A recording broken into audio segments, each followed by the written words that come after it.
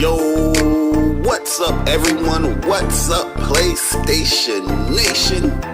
You are now tuned in to the What's Up PlayStation podcast. What's up?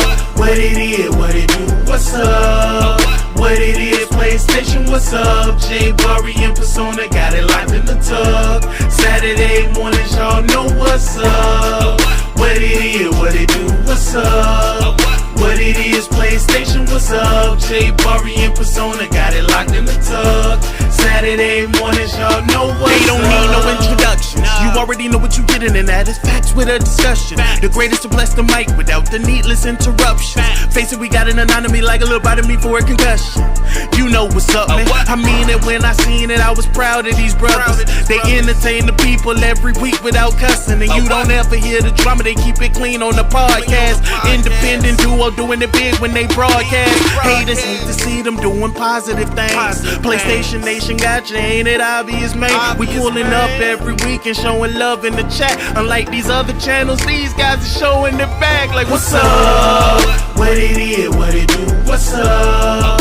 What it is, PlayStation, what's up? Bari and Persona got it live in the tub. Saturday mornings, y'all know what's up. What it is, what it do? What's up? What it is, PlayStation, what's up? Bari and Persona got it locked in the tub. Saturday mornings, y'all know what's up. They don't need no introduction. Persona, the gaming politician, politicking for the come up. Division and vision require precision, decision that gotta be thought of. The potential is exponential. Gamer credentials is what they brought us. Get caught up.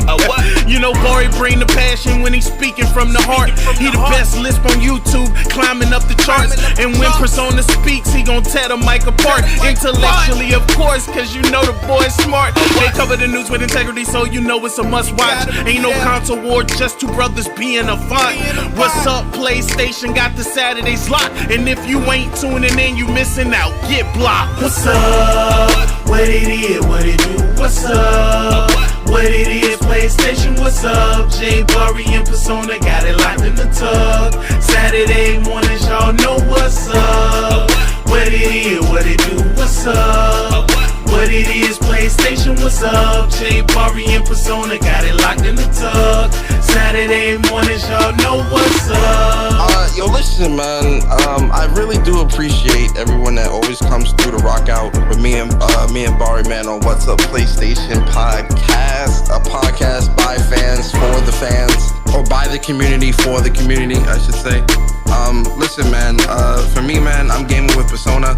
If you enjoyed listening, definitely subscribe to this YouTube channel. I'm a PlayStation fan too.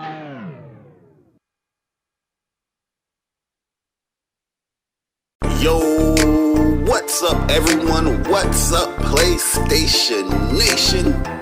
You are now tuned in to the What's Up PlayStation podcast. What's up? What it is, what it do? What's up? What it is, PlayStation, what's up? Bari and Persona got it live in the tub. Saturday mornings, y'all know what's up.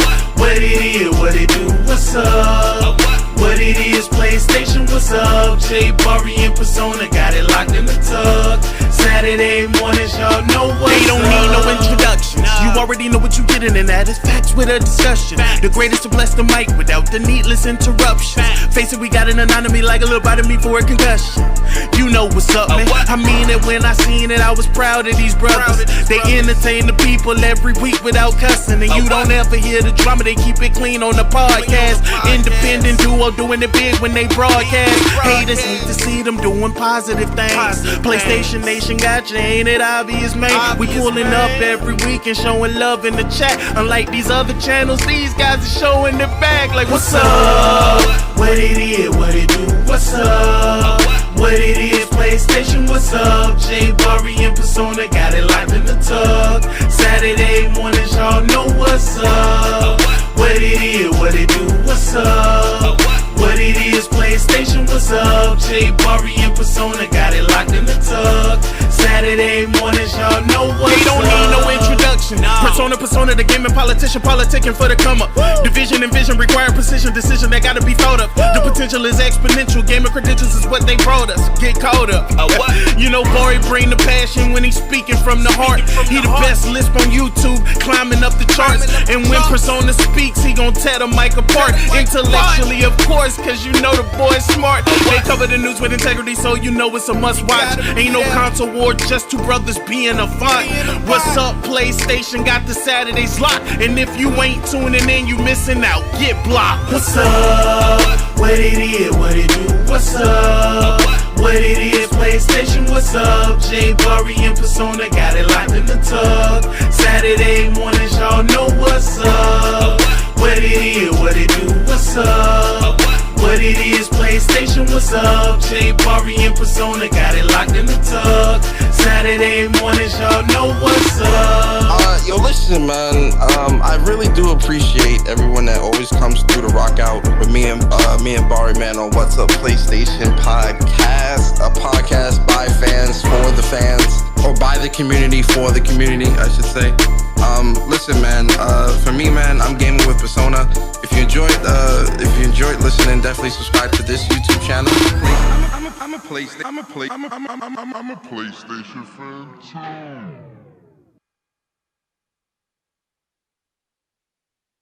Yo, what's up everyone? What's up PlayStation Nation?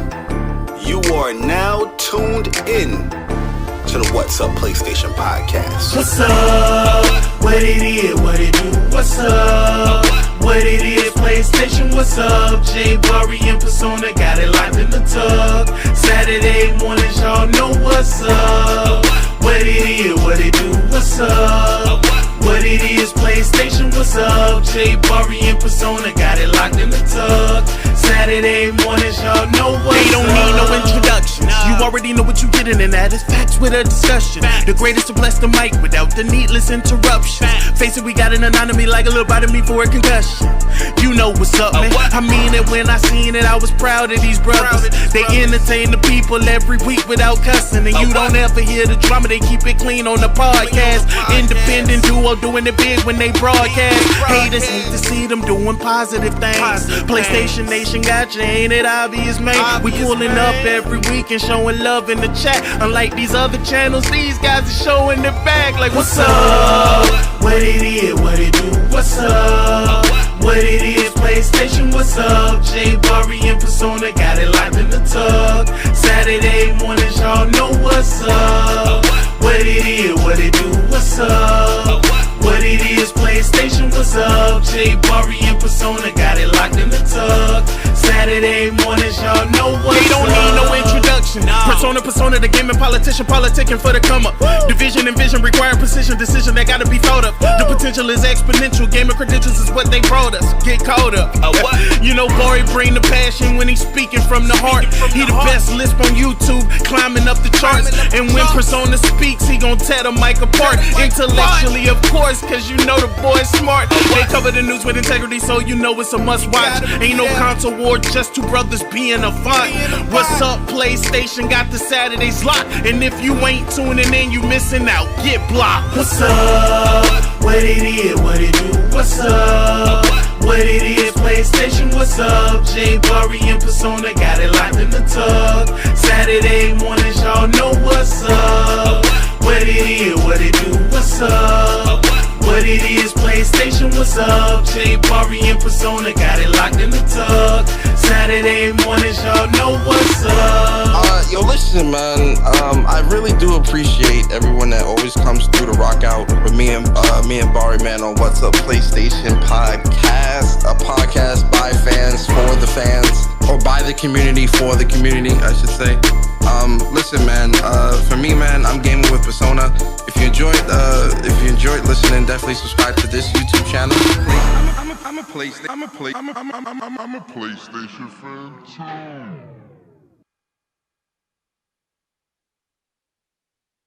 Yo, what's up everyone? What's up PlayStation Nation? You are now tuned in to the What's Up PlayStation Podcast. What's up? What it is, what it do? What's up? What it is, PlayStation, what's up? J Bari and Persona got it locked in the tub. Saturday mornings, y'all know what's up. What it is, what it do? What's up? What What it is, PlayStation, what's up? J Bari and Persona got it locked in the tug. Saturday mornings, y'all know what's up. They don't need no introduction. You already know what you getting, and that is facts with a discussion. The greatest to bless the mic without the needless interruption. Face it, we got an anatomy like a little bite of me for a concussion. You know what's up, man. I mean it when I seen it. I was proud of these brothers. They entertain the people every week without cussing, and you don't ever hear the drama. They keep it clean on the podcast. Independent duo doing it big when they broadcast. Haters hate to see them doing positive things. PlayStation Nation got you, ain't it obvious, man? We pulling up every week and showing love in the chat. Unlike these other channels, these guys are showing their bag like, what's up? What it is, what it do, what's up? What it is, PlayStation, what's up? J Bari and Persona got it locked in the tug. Saturday mornings, y'all know what's up. What it is, what it do, what's up? What it is, PlayStation, what's up? J Bari and Persona got it locked in the tug. Saturday mornings, y'all know what's up. They don't need no introduction. Persona, the gaming politician, politicking for the come up. Division and vision require precision, decision that gotta be thought of. The potential is exponential. Gamer credentials is what they brought us. Get caught up. You know, Bari bring the passion when he's speaking from the heart. He the best lisp on YouTube, climbing up the charts. And when Persona speaks, he gon' tear the mic apart. Intellectually, of course, cause you know the boy's smart. They cover the news with integrity, so you know it's a must watch. Ain't no console war, just two brothers being a font. What's up, PlayStation? Got the Saturdays locked. And if you ain't tuning in, you missing out. Get blocked. What's up? What it is, what it do, what's up? What it is, PlayStation, what's up? J Bari and Persona got it locked in the tug. Saturday mornings, y'all know what's up. What it is, what it do, what's up? What it is, PlayStation, what's up? J Bari and Persona got it locked in the tug. Saturday mornings, y'all know what's up. Yo, listen, man. I really do appreciate everyone that always comes through to rock out with me and Bari, man, on What's Up PlayStation Podcast, a podcast by fans for the fans, or by the community for the community, I should say. Listen, man. For me, man, I'm gaming with Persona. If you enjoyed listening, definitely subscribe to this YouTube channel. I'm a PlayStation fan too. Yo, what's up, everyone? What's up, PlayStation Nation?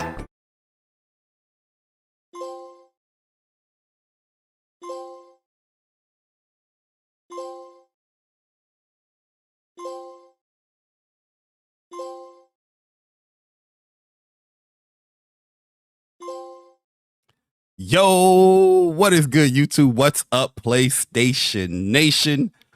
Welcome to another episode of the What's Up PlayStation Podcast. And man, what a beautiful rainy day here in New York City.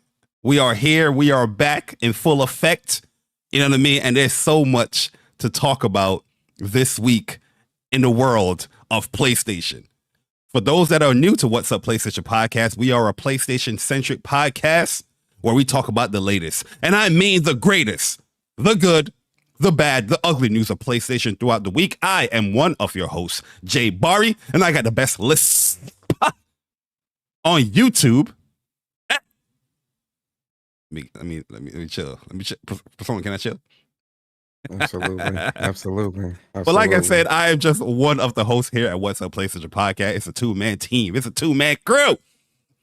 You know what I mean? You see the Brady Brunch going on right here, man. You see the guy down there below me.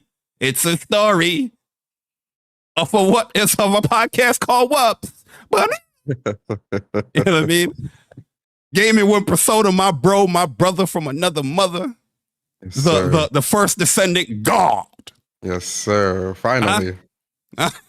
The I'm gonna buy Spawn day one God. Absolutely. I love Spawn. Big fan. Absolutely. Get my Denzel impression, huh? You want to mess with me?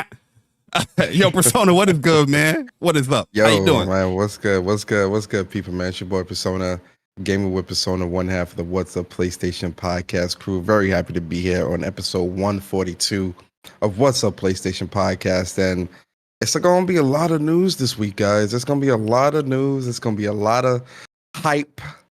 And this is definitely gonna be one of those can't miss shows. And yo, man, listen, we're not gonna announce what we got coming, but just trust and believe. A lot of good things are being worked out on the behind the scenes when it comes to What's Up PlayStation podcast that we can't wait to announce to the audience, to our supporters, because we know this is something that's been a long time coming. So we can't wait for that. But yo, man, I'm happy to be here, man. It's another Saturday morning, and I wouldn't rather be nowhere than here chilling with my bro Bari, man, talking some gaming and chilling with the WUPS community, man. So shout out to everybody. Yeah, man, we see the beautiful people in the chat, man.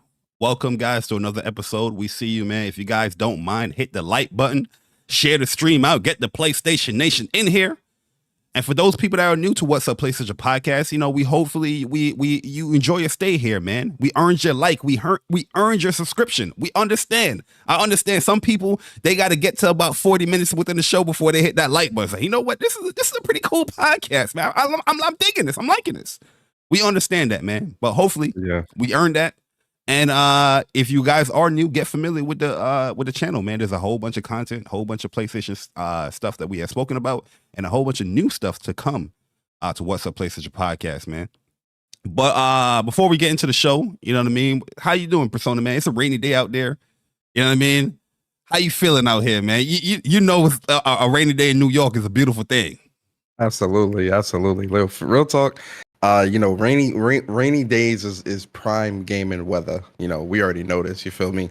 But for me, man, you know, this week has been a real chill week for me. Real exciting week. So much news, so much great gameplay. You know, put up a couple videos. You know, had a good show when Persona Speaks this week, man. Work was really good as well. You know, a lot of different things in motion. But it's really good. And then gaming wise, you know, played that First Descendant, which I know we're going to give our impressions on, you know, later in the show. Definitely played some First Descendant. Really, I haven't gamed that much this week. I'm going to be honest with you. I've been going to sleep early. Like, I've been falling asleep really, like, early this week, 30s. Man. Like, I'm trying to stay up. Like, even with the Capcom with the Square Enix show last night, I fell asleep through that. I'm like, yo, I can't stay up late no more, man. Like, I'm getting old, man. So like, yo, I've been falling asleep early. You ever be watching a movie, you're excited to watch a movie, and then he's like, yep, just knock out. That as well, man. You know, so I haven't really been playing too many games this week. I did get the platinum for Sea of Stars, though. We did get that platinum for Sea of Stars. You understand? You already know how we do things. So I lied. I was gaming a little bit this week. You understand? Oh, so you're a gamer? Yeah, I'm a gamer. Oh, I love games. I enjoy games. So the rumors were wrong then. Rumors? I think the rumors were wrong about both of us, Bari. Whoa! This ain't about me, brother. Brother. This ain't about me. It's about you. Ooh, it's about both of us. Yo, man, but how you feeling this week, man? How's everything with you? Yeah, I'm in the same ballpark, man. Very, very busy week. You know what I mean? Sometimes you're just mentally fatigued and you just want to go to sleep. You know what I mean? That's close out the day. Yo, my sleep schedule has been crazy this week, though. Mm-hmm. Low key, I honestly, I don't know how I'm up right now because, I haven't been getting any sleep like that. Probably like 3 hours, you know, here and there or whatnot. Mm-hmm. But I know how you up. I know how you up, Bari. It's that Mako. You can't sleep because of that Mako poisoning. You can see it in my eyes. You know what I mean? But it's been a wonderful week for me personally. I know you've been enjoying it as well because everything that I love about gaming and the games that I love is being announced and being delivered and whatnot. Super, super excited for 2024. We're going to talk about that a little bit later in the topic. You know, having a very classic, WUPS game come back. And gaming wise, I did platinum Sea of Stars as well. Hey. You know what I mean? That boy out there gaming. You a gamer, Bari? Hold up. Something light. Up. You know what I mean? Something light. I thought you was, out here just watching YouTube videos.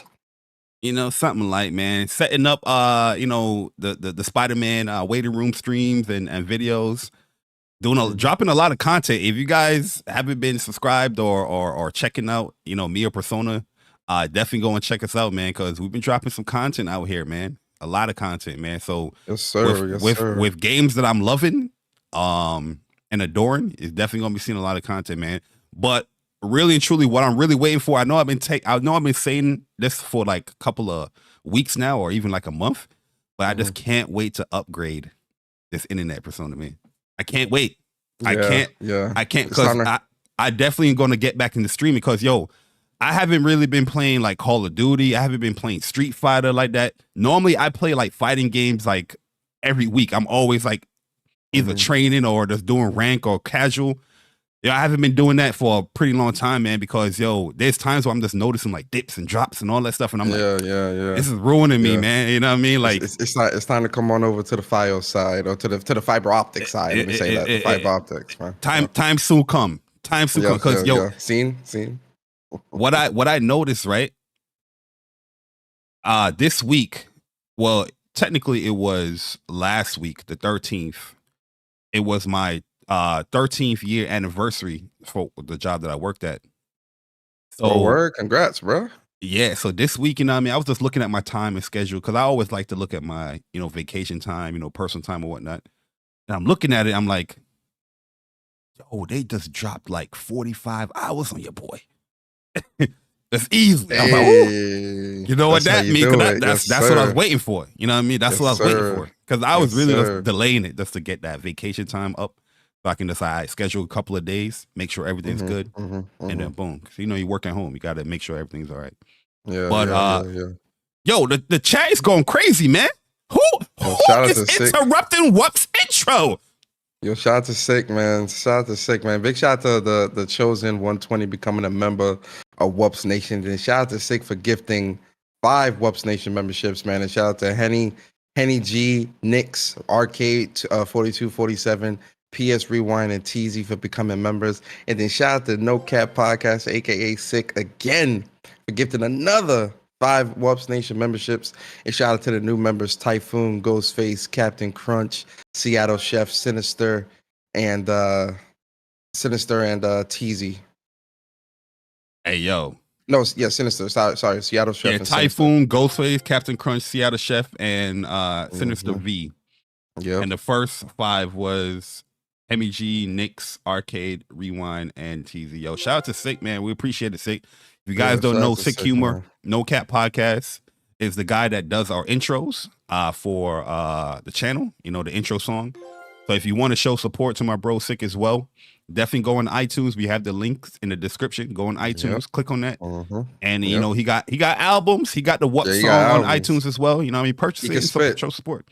He could spit, man. Trust me. He definitely real talented when it comes to the rap. And trust me, he got the bars. Man. Absolutely. But yo, shout out to Sick again for getting another 5 WUPS Nation membership. Sick feeling good today. Sick not feeling too sick today. Shout out to Black Rob. Shout out to Black Rob, the Forgetful Gamer, Gino, DeMarco, True Virgil, and Dark Prince 6606 becoming members on the channel, man. Appreciate y'all so much, man. Big shout out to y'all. Now we gotta update the goddamn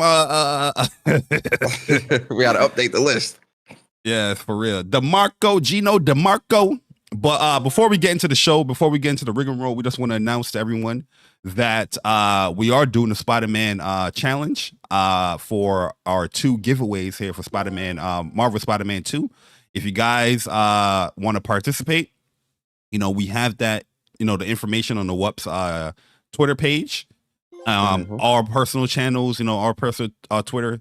You know, just put up a combo or a video showcasing your best combos and actions portions of the game, and put in the hashtag WUPS combo when you upload it to Twitter or whatnot. You know, during this week, I'm going to collectively, you know, search on Twitter and bring them into the Discord, so we can just have one place where all of those videos are.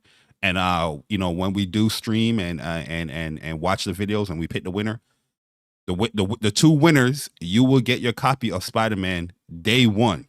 We're just gonna wait. You just gotta wait until we get the collector's edition, and then boom, right there, we're gonna send you the code and all that. Also in October, you know, we're gonna show our appreciation for you guys supporting What's Up PlayStation Podcast with a giveaway, month streamer as well. You know what I mean? It's been about 6 months since we did the last one, and that's about right until, you know, we do our next one. So, you know, just to show our appreciation, you know, we get down and dirty, you know what I mean, giving away $50, $75 and all that stuff, you know, to the WUPS nation. You know what I mean? So we appreciate you guys supporting. Like I say, if you don't mind, hit the like button, share the stream out once again, get the PlayStation Nation, get the people, the gamers in here. And we're about to start the show, man. We're about to get into the nitty gritty. We're about to get into the cats. We're about to let the PlayStation Nation, the WUPS Nation, the YouTube Nation know the games for the week. So these are the games that came out for the PlayStation 5 and the PlayStation 4 for the week of September 18th to the 24th, man. And I gotta say, it's a short list. a very short list. Yo, shout out to my bro Chuck in the building as well, man. Shout out to Upchuck Gaming. Shout out to Dreology 619. Those are my bros right there. Those are our bros. They host the Plus on Block podcast. Their links in the description below, and their link, their YouTube channels on the front page of the WUPS channel as well. But let's get into the games of the week, man. We got the first game we hear is Lies of P. Persona, you lying out here? Absolutely not. I tell the truth, nothing but the truth. what that P mean, man? This is for the PlayStation 5. And, PlayStation 4 too. I didn't even know it was coming out PlayStation 4. I didn't know this was a PS4. Okay. But yeah, I'm seeing a lot of people having a good time with Lies of P. You know what I mean? Getting that Bloodborne fix. You know what I mean? Because, you know, PlayStation. Still ain't remastered that or remake. PlayStation. We're still waiting. A first party game, by the way. Yo, you know what's crazy? I'm seeing a whole bunch of discourse on Twitter where people don't understand what first party or second party games mean.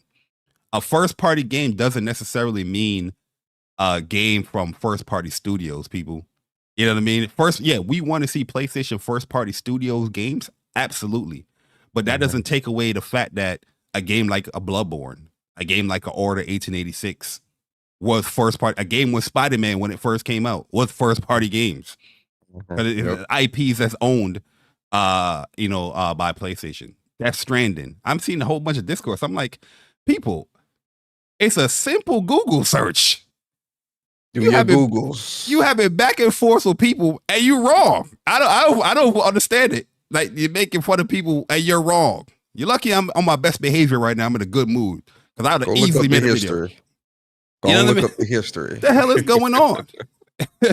I'm like, yo, people's like, yo, you know what I mean? Yo, what's this people? I'm like, bro, you know you're wrong. I didn't want to put it out there on Twitter, but I'm just like, let me just let them rock, man. But the next game we have here is Rin, The Last Child for the PS5 and PS4. Then we have Paperman, Adventure Delivered for the PlayStation 5 and 4. That sounds pretty interesting, right, Persona? I think so. I'd rather play Paperboy. So he grew up, man. Nah, unacceptable. Yo, we got it's not the same. Okay, I'm with it. We got Hellsweeper VR for the PlayStation VR 2. Then we have Bud Spencer and Terry Hill, Slap and Beans 2 for the PlayStation 5. That's a PlayStation 5 exclusive. Slap and Beans. Yeah. Slap and Beans 2. Then we have Cyber Citizen, Shotman 2, A New Menace for the PlayStation 5 and 4. Rainbow High, Runaway Rush for the PlayStation 5 and 4, and Shuyan Saga for the PlayStation 5 and 4. I think I've seen that on the Tokyo Games Week. That's a light list. Wow, like ain't nothing really released this past week. Pretty light list there for the games this week. But I think Lies of P is a pretty big game. Yo, shout out to my man Jack moving in the chat as well. He's putting Lies of P his game of the year so far. That's big right there. You know what I mean? Yeah. So yeah, I do see a lot of people enjoying. The demo was cool too. Like I thought the demo was pretty cool, but I'm good. Yeah, the demo was pretty good. You know, a lot of people saying the game is difficult though. But the demo was pretty cool from what I played. That boss was pretty challenging, but you know, once you learn that pattern, you're good to go with that. Mhm. Yep. But Persona, let's get into some impressions, man. You know, it's not going to be too long. Oh, no but- spotlight. We doing impressions before spotlight. Oh, let me. Matter of fact, you're right. That boy, hype.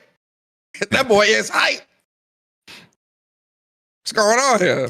What's the impressions before spotlights? Absolutely not. That is true, Persona. I apologize. I broke the rules. Yes, you did. Yes, you did. Yes, you did. Yo, so let's get into the spotlight games for the week, Persona, man. And I'm going to ask you a question. And Okay. I mean a serious question. Really, Okay. truly. Okay. And I want you to answer truthfully. Okay. I want you to answer honestly. Okay. And I want you to be you in your answer, in your rebuttal. Of course. Persona, Yes, sir. are you going to break the rules? Absolutely, I'm going to break the rules. But before we get into the rule breaking of the spotlights, let me explain to the chat what is the spotlight. So if you're new here, man, the spotlight, we are in the spotlight portion of the show. And what the spotlight is where me and Bari give you a game or games if we decide to break the rules that we think y'all should check out, right? It could be a brand new game. It could be an old game. It could be a game from your childhood. It could be a game that hasn't even released yet. The purpose of the spotlight is to spotlight games that we think you, the community, should check out. All right. Starting with me, spotlight games for the week, Bari. I'm definitely gonna break the rules, man, and I'm gonna keep it concise. Even though I'm breaking the rules, I'm keeping it concise this week, right? First game, Sea of Stars. I platinumed the game. I put about 75 hours into Sea of Stars. If you're somebody that's into turn-based games or even just intrigued by the game or looking for a great story with some really involved combat, even though it's turn-based, it's very involved. Sea of Stars is that game. You be busy. Definitely play Sea of Stars. Play this game. Buy the game, or I think it's in PS Plus as well. This is a game that I think everyone needs to pay attention to, play, and put some time into because the story is great, the combat is fun. I love this game so much. I love Sea of Stars. Please go play the game. So Sea of Stars is the first game. Second game, Infinity Strash, Dragon Quest: The Adventures of Dai, that comes out next Friday, September 28th. I've been excited for this game since the first time I seen it, man. Like it really is an incredible looking game, very beautiful, very polished. I can't wait to play with the crew. And you already know I'm gonna be posting some fire combos. You already know how we doing, man. It's definitely gonna be some fire combos. Let's get posted Die up. OP, bro. People Yes, gonna sir. realize he OP as hell. I mean, Yes, the whole sir. party kind of OP. And then next, Assassin's Creed Mirage, man. Listen, my boy. Assassin's Creed. Yes, sir. My boy Basim, man. Listen, I'm excited to be exploring. And Assassin's Creed actually comes out in like 2 weeks too. Like it's crazy. We're already October. in October. Yeah, October 5th. It's crazy, man. Like we're already like approaching October. But Basim comes out. But you play as Basim, and it's in Baghdad. It's a great game. It looks great. It's like a return to form. I can't wait to dive into that and play that as well. 2 more games, Bart, then I'm gonna shut up. The next game is definitely going to be Spider-Man 2. Absolutely. I thought I was gonna do this and not have a Spider-Man 2. Spider-Man 2 released on October 20th, 2023. Woo! Game is looking incredible. The game is looking very finished as well. We're gonna talk about that later. But yeah, I can't wait for this game. Oh, I can't wait for this game, man. This game is gonna be everything once it releases, man. Like it's all I'm playing. Can't wait for it. And then Bar, last but not least, man, my spotlight, I'm gonna steal this from you. I'm sorry. Final Fantasy. hold on, brother. Go ahead, brother. There's no stealing of a spotlight, brother. Oh, you're right. Don't let me hear you say that again. I will kick you in your shin. You're right. Proceed. Final Fantasy VII Rebirth. Man, we're gonna talk about it in great detail, but listen, this is definitely looking like the definitive Final Fantasy experience. Like straight up. I can't wait to talk about it. And those are my spotlights. Bari, what's your spotlight, sir? Persona. Yes, sir. What's up? You made me very happy, man. Spotlighting that game. Yes, And sir. I appreciate you. And I appreciate it. I appreciate that you appreciate the appreciation of what they're putting into that game. I appreciate you. Appreciate me appreciating what they did with the game as well. I appreciate it. My spotlight games for the week, man. You already see it. You already see it right there being played. The video being looped.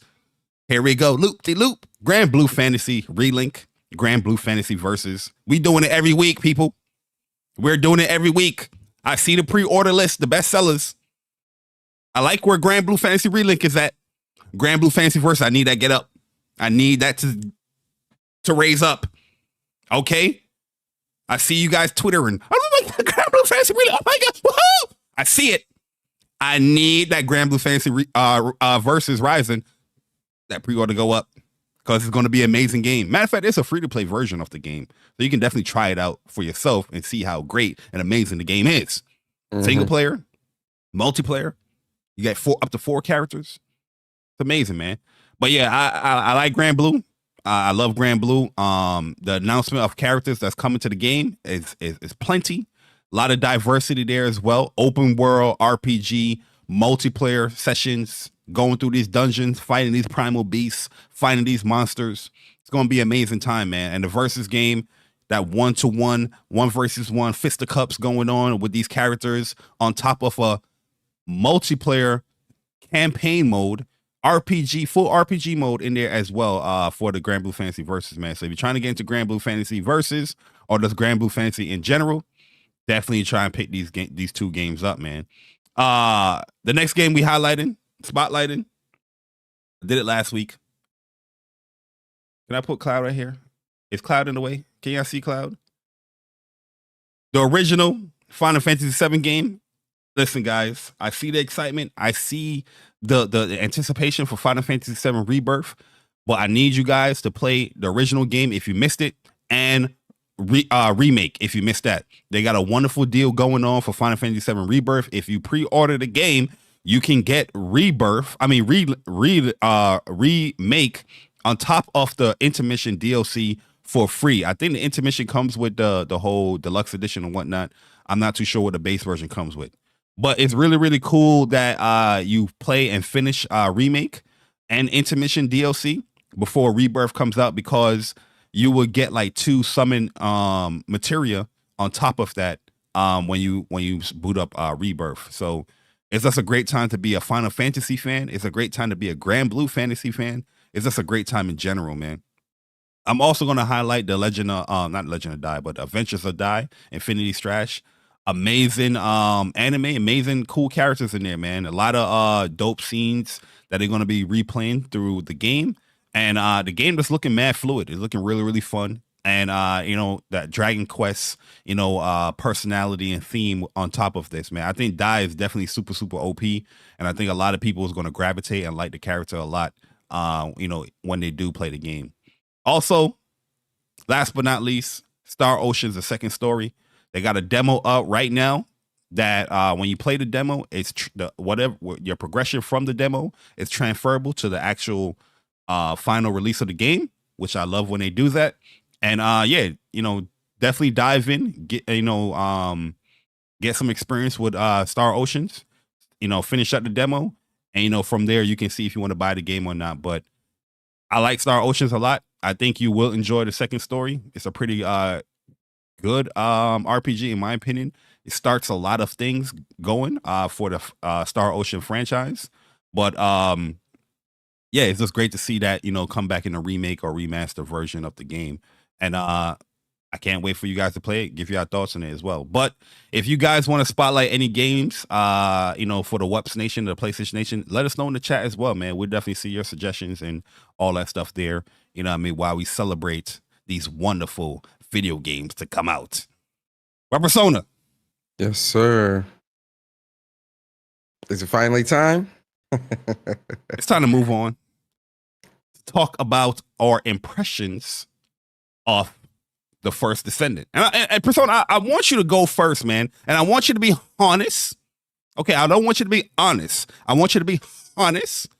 I want you to be truthful and how you felt from the beginning to up to now of the First Descendant. Persona. Yes, sir. I got you. I got you. Proceed. All right, so first time I played Descendant, I thought this wasn't it. I was like, yo, this game ain't for me. I wasn't feeling it at first. I'm like, yo, this is not like just things just weren't working the way that I hoped they would have. And I think part of that was me like needing a little bit more time to get acclimated with how they do things with First Descendant. One of the things that I really do like about First Descendant is the gunplay. Third person action shooter. The gunplay in this game is really, really tight, fluid. It's good. It's really, really good, really fun. And I'm like, I'm kind of sad that like they didn't decide to also do like PvP for this game as well. I feel like that's a huge missed opportunity when it comes to this game. Like, I think this game definitely needs like a PvP mode. But the gunplay in this game, very fun, very fluid. When it comes to the RPG element, well, yeah, like the looter aspect of the game, they do give you a lot of loot, but like it's hard to kind of follow when you're getting that loot. Like it's very, very subtle. You know, like with a lot of other games, they kind of put it up on the screen. Like, you got this, you got that, you got this, you got that. And this game is kind of subtle. So you kind of have to always constantly be checking your menus and to make sure, you know, to see what you got and things like that. And there's no compare feature. So you can't really compare weapons as well. One of the other things too is I'm using the Ajax class, which is like the tank descendant or whatever in the game. And you know, I'm somebody, especially for those that have been following me for a long time, y'all know that I love if I'm playing like a role-based game, I'm gonna be either a tank or a healer. That's just how I've always been. And That's mostly how you tank. roll. Yeah, it's just how I am. And so, you know, going with the Ajax class was a no-brainer. It's a tank, whatever. But this tank doesn't have, like, its offensive options, I think, are pretty weak, right? It's got like this ground slam ability that just doesn't feel satisfying when you use it. And really and truly, it doesn't seem like it does that much damage either. You know, for when you see a tank on the screen or when you see a tank on the map, you know, a tank demands dominance. It's dominance. It's aggro. It's all this other stuff. It's a powerhouse. It's a force to be reckoned with when it comes to a tank. Whoa, I feel like man. I feel like the Ajax in this game, the tank descendant in this game, doesn't really do a good job of displaying that dominance of what a tank is. You know, especially with it, like I said, with his offensive tank abilities. Because contrary to popular belief, there is a such thing as an offensive and a defensive tank, right? And Ajax has the offensive and defensive abilities because he has two shields, one which is a front-facing shield that you can shoot through, and then another one that's like this orb and, you know, protects the team and all this other stuff. Then he has two offensive abilities, which one is the ground slam. The other ability is it does damage and it's supposed to, I think, pull aggro or something like that, but it's not that effective. I'm not really seeing the effects of this with the Ajax class. So I was pretty underwhelmed with like the tank abilities and the Titan, if you will, like Destiny style class with the Ajax. When it comes to the actual game itself, they definitely took some stuff from like Destiny and I get some Outlanders vibes from it and a couple other games. The story, I wasn't really following the story, but when it comes to like fighting the enemies and like the mission structure and stuff like that, it's pretty standard, pretty straightforward. I think what's really keeping the game really intriguing to me is the gunplay. I think that's definitely the best thing about it. Some of the quality of life features, you know, like you can't invite people while you're in the open world. You can't, which is absolutely crazy to me. I did experience a bunch of crashes yesterday when I changed to another descendant. I was using a bunny descendant and I couldn't use her because my game kept crashing. You know, when it comes to the weapons, I think the weapons are pretty cool as well. I found this hand cannon that I love, and you know, it's really fun to use and stuff like that. Yeah. So like, I think the game definitely has a lot of potential. but I do think that there are some quality of life things there that they definitely need to fix for sure. Yeah, I'm in the same ballpark as you. I do like the game. I like the gunplay. I like the movement. I do kind of wish they had a slide though, but the grappling the hook is super fun. I like how you can just like sway and move around with the grappling hook. You can grapple onto enemies and stuff like that. The gunplay is very, very satisfying. It feels good. It sounds good. Every weapon sounds really distinct, and I like that a lot. You feel the oomph of each weapon as you shoot it. The descendant abilities is pretty good so far. Like the one that I chose is the Visa. I think she's pretty cool. She's the ice ability descendant, and she can control a lot of stuff, man. You can play her defensively with her ice run thing that drops like a whole bunch of like ice on the ground, and anybody that touches it freezes up. She has like a little ice projectile. It seems like it got like an explosion type thing to it, because there's times where I've hit one enemy and there's like a AoE splash of ice on the enemies. Then she have like this ice like ground move that, you know, is like a big wide attack that, you know, covers, you know, enemies in ice. And then the OP move, she has a blizzard move. It's like a AoE. You drop it in a certain spot, and enemies, it look like it's like a blizzard. It's called blizzard. It's like a vortex that goes around it. You know, it doesn't really suck the enemies up into it, but it kind of like pulls them a little bit into it, and then it freezes anybody in that vicinity, and then it explodes, which is pretty good. Like, it's pretty strong. And as you level up these abilities, you know, the timing of the move is longer, the strength of the move is longer. I like that mastery rank, and you're constantly working your way to level up your weapon proficiency, your abilities, you know, mastery and all that stuff. I like that aspect of the game, but we gotta get into the cons here, man. Inventory system, it needs work. It could be a little clunky as far as how you're picking up your weapons. I'm surprised that there's no like compare feature in this game. You got to individually look at each weapon, you know what I mean, rather than, oh, let me compare it with my actual weapon that I have equipped. You can't even compare or inspect weapons on the ground. It just randomly just picking up everything on the ground, which fills up your inventory really quick. Oh no, did I drop? I think we're back though. The first drop was the first drop. So everything that's on the floor, it just picks up, and the inventory does get quickly swamped in the game, which is kind of can be a little bit frustrating, because I wish it kind of had like a Diablo style inspect or Diablo style type of pickup. You know what I mean? Like, if I want to pick up a weapon, I can see the inspection of the weapon. If it's stronger or weaker than my weapon, if it's weaker, I'm not going to pick it up. You know what I mean? It's a waste of time. But yeah, that could be very frustrating. Persona could talk about the whole invite system, the party system. It's not bad, but it needs work. You should be able to invite people anywhere, in my opinion. Join up anywhere, in my opinion. You got to go to Albion, the main area, to do that. They also have an issue with when it comes to, say, your party members is like really far away. It's really hard to know where they at, because there's like a blue bubble that's on top, or, you know, beside your partner, to know where they at when they're close up. But when they're far away, that blue bubble disappears. So if the person's behind buildings or whatnot, it's very hard to know. You got to pull up the map or whatnot.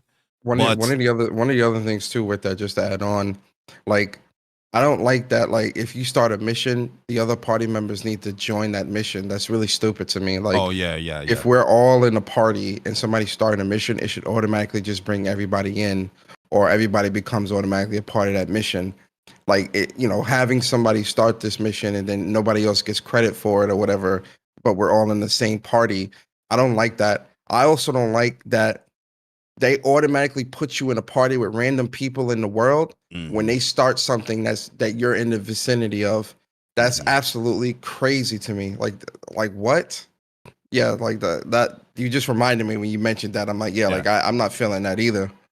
I agree with that. Yeah, because that happened to us yesterday, and we was like, and we couldn't do the mission that we wanted to do because this person started the mission that we already just finished, but they teamed us up. We're in a party of 3, and they teamed us up with this individual person. I understand why they do it, but I personally don't like it. Give us the option to, like, do you want to join this guy or not? You know what I mean? Rather than just automatically doing it. So yeah, I agree with you 100%. But overall, I think it's a pretty cool game. The beta is pretty fun, man.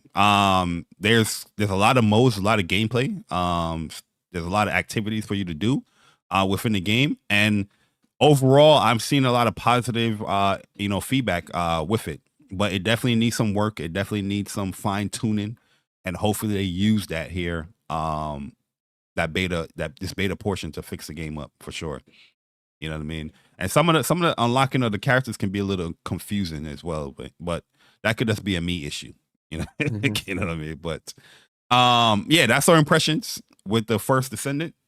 I like it. Pretty good. Give it a try if you haven't yet.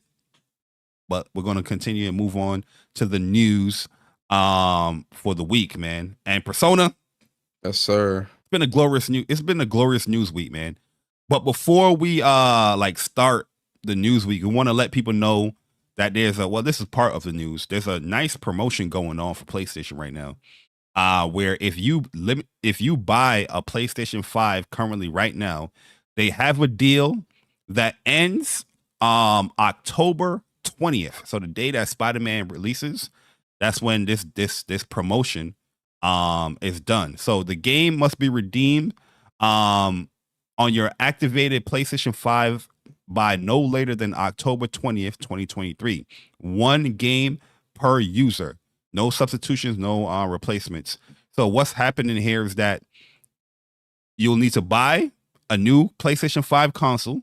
You know, once you hook up and activate that console, you navigate to the PlayStation Store on your PlayStation 5, and you will see the banner with the offer for selecting one free game. So here are the games that you can select when you buy your PlayStation 5, brand new PlayStation 5 user. So anybody that don't have a PlayStation 5, you know, and you're looking to get into the PlayStation ecosystem, they already hooking you up with a game. So the games are Spider-Man Miles Morales, Spider-Man Remastered, God of War Ragnarok, Horizon Forbidden West, Ghost of Tsushima Director's Cut, Ratchet & Clank, Demon Souls, The Last of Us Part 1, Sackboy Big Adventure, Returnal, Uncharted, Legacy of Thieves Collection, Death Stranding, Director's Cut.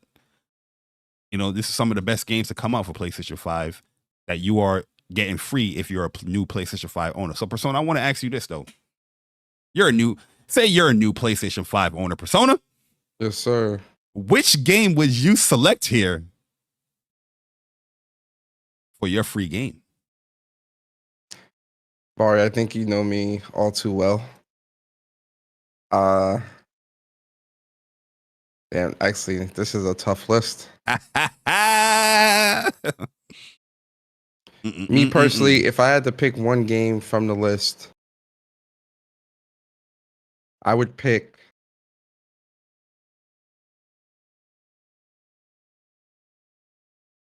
Horizon Forbidden West. Okay. All right. So this is how I felt, right? Yeah. We having the knowledge and experience of all the games right now.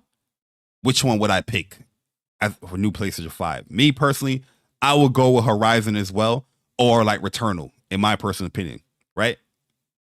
There's no having the knowledge and playing these games and favorite games of PS5, right? But say I don't have the knowledge of these games. I'm a brand new PS5 owner coming into PlayStation.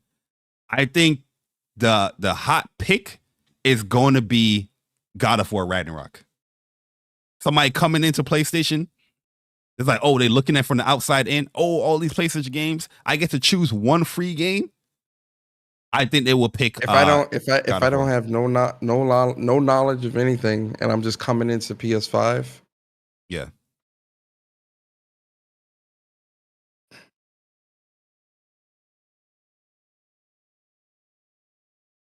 You see, I'm gonna pick Ghost. I'm gonna pick Ghost of Tsushima, Director's Cut, or The Last of Us Part 1.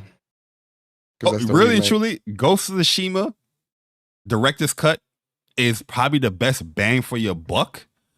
Well, you know, best bang is free game. You get the game, you get the base game, the DLC, and the multiplayer. And the multi, yeah. You know what I mean? Yeah. So if you was just getting one game, you will be playing that game for a very, very What's the long name? time. Uncharted Legacy of Thieves collection is a good bang for the buck too, because you're getting Uncharted 4 PS5 version and Lost Legacy PS5 version, and both of those games they already look very beautiful on the PS4, PS5. Those games look absolutely beautiful. Returnal. But if I'm somebody that's like don't got like knowledge like that, I'm gonna pick what's familiar. Spider-Man. So like Miles Morales. Yeah, I can see Spider-Man Miles being Remastered. popular. Yeah. Like suggestion wise, I would definitely pick like give somebody like Returnal or Ghost of Tsushima, Horizon. You know what I mean? Because one thing with Returnal, you get that game for free. You get the DLC stuff, the co-op multiplayer stuff. You get a lot of stuff with that now. You know what I mean? So it's you can't go wrong with any of these picks, to be honest with you. But I would love to see any new PlayStation 5 owners, and like they let us know like, oh, this is the game that I chose. You know what I mean? I think that would be cool. Let me ask you this question. Then I'm gonna ask you a hypothetical. Somebody comes up to you, hey, and they don't have no knowledge of gaming, like they're brand new to gaming, but they're interested in picking up a PS5, and they are looking to pick up 3 games from this list, but they need your help with deciding what those 3 games are. What 3 games would you suggest to that person to say, I think these 3 games would be a good start on your PS5 journey? Oh, I'm gonna be biased, so I'm gonna choose Horizon Forbidden West. Yes, sir. Yes, sir. Returnal. Yes, sir. Good choice. And the third game here, Ghost of Tsushima. That's good. Like, that's good. Personally, I love these 2 probably the most. But I know Spider-Man is coming. You know what I mean? And you probably can get these pretty cheap, right? But if you're getting like them for free or whatnot, yeah, like this, and this, I'll definitely steer them to, because I'm pretty sure they'll probably not buy these. Like of this entire list, I feel like Horizon would definitely be, and this is not a knock to any of the other games, but I definitely think Horizon would be the highlight from a graphical next gen standpoint. So I definitely that's in everybody's list. Like if somebody came to me and said, "Oh, I need 3 games," Horizon's top of the list. My second, really and truly, if they're new to gaming, I'm giving them Last of Us Part 1.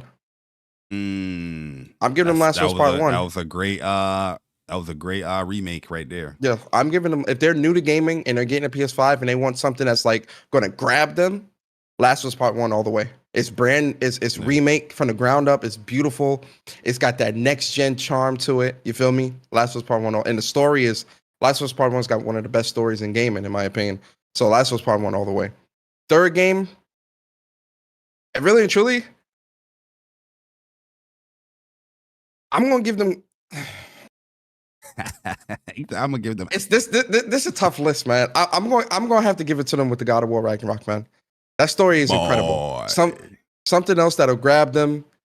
Good action, but also really, really good story. Not to say these other games don't have good stories as well. I just feel like God of War is a father-son type of thing. Like it's emotional. Like it'll grab you and grab your heartstrings. So yeah, Ragnarok. Yeah, Part 1 and Horizon. When we talk about it, it seems like you're hurting the game's feelings or whatnot. But it's a whole bunch of great games on here. Regardless of what game you pick, I think the new PlayStation 5 owner, you're going to be good to go. But yeah, I would just love to see like if they was to put like a poll up, or they was to put like information like, here's what the new PlayStation 5 owners picked or whatnot. I would love to see that type of data. Real talk. Most likely in like November, we'll know, because it will be the top downloads for the PlayStation 5 store. So I feel like Spider-Man will definitely be on that list, and I think Last of Us will be on that list too, because that show was popular. Like I had people at my job that don't game talking about this show. The reason why I think Spider-Man and either Miles Morales or Spider-Man is gonna like be the highest one is because the new game is coming out. Yeah. And if anybody getting into a PS5, they should have honestly had this. And everyone knows Spider-Man. Like, you know, Spider-Man is a household name and a household brand. So yeah, they should have had this promotion up before the Spider-Man PS5 bundles came out. I don't know when the beginning of the promotion start, but you have up until October 20th. So maybe you never know. Maybe You you can still get a Spider-Man bundle now though. Like they're available. So no, but I'm saying like the biggest bulk of people probably bought that bundle already. oh yeah, You know? got you. So like at the start of it. Yeah, I got you. Yeah. Yo, shout out to Julian Johnson, man, for the super chat. He says, haven't been to y'all city in 20 years and it still smells like corn chips and armpits. Also, good morning. Yo, good morning, Jew, man. Good morning, Julian, man.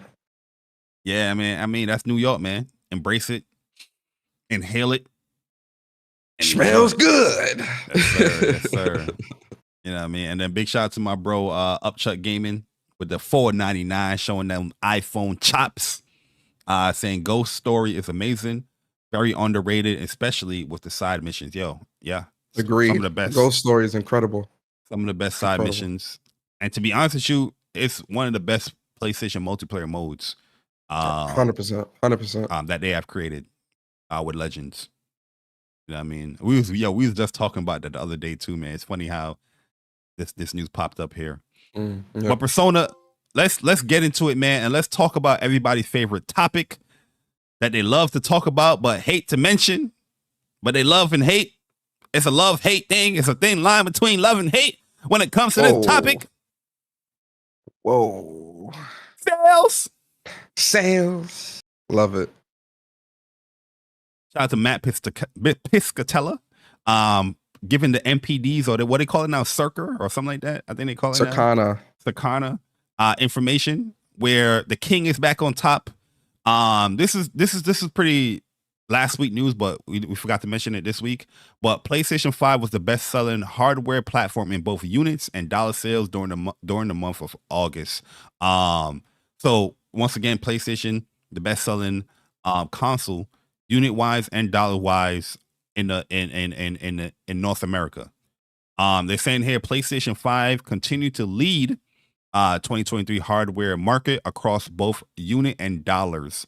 Year to date hardware spending was 13% higher when compared to the same period in 2022 at 3.2 billion. So people are buying up some games. People are buying up the hardware. They're talking about hardware stuff. So I'm pretty sure that Spider-Man bundle helped that right there. You know what I mean? Because this is what August.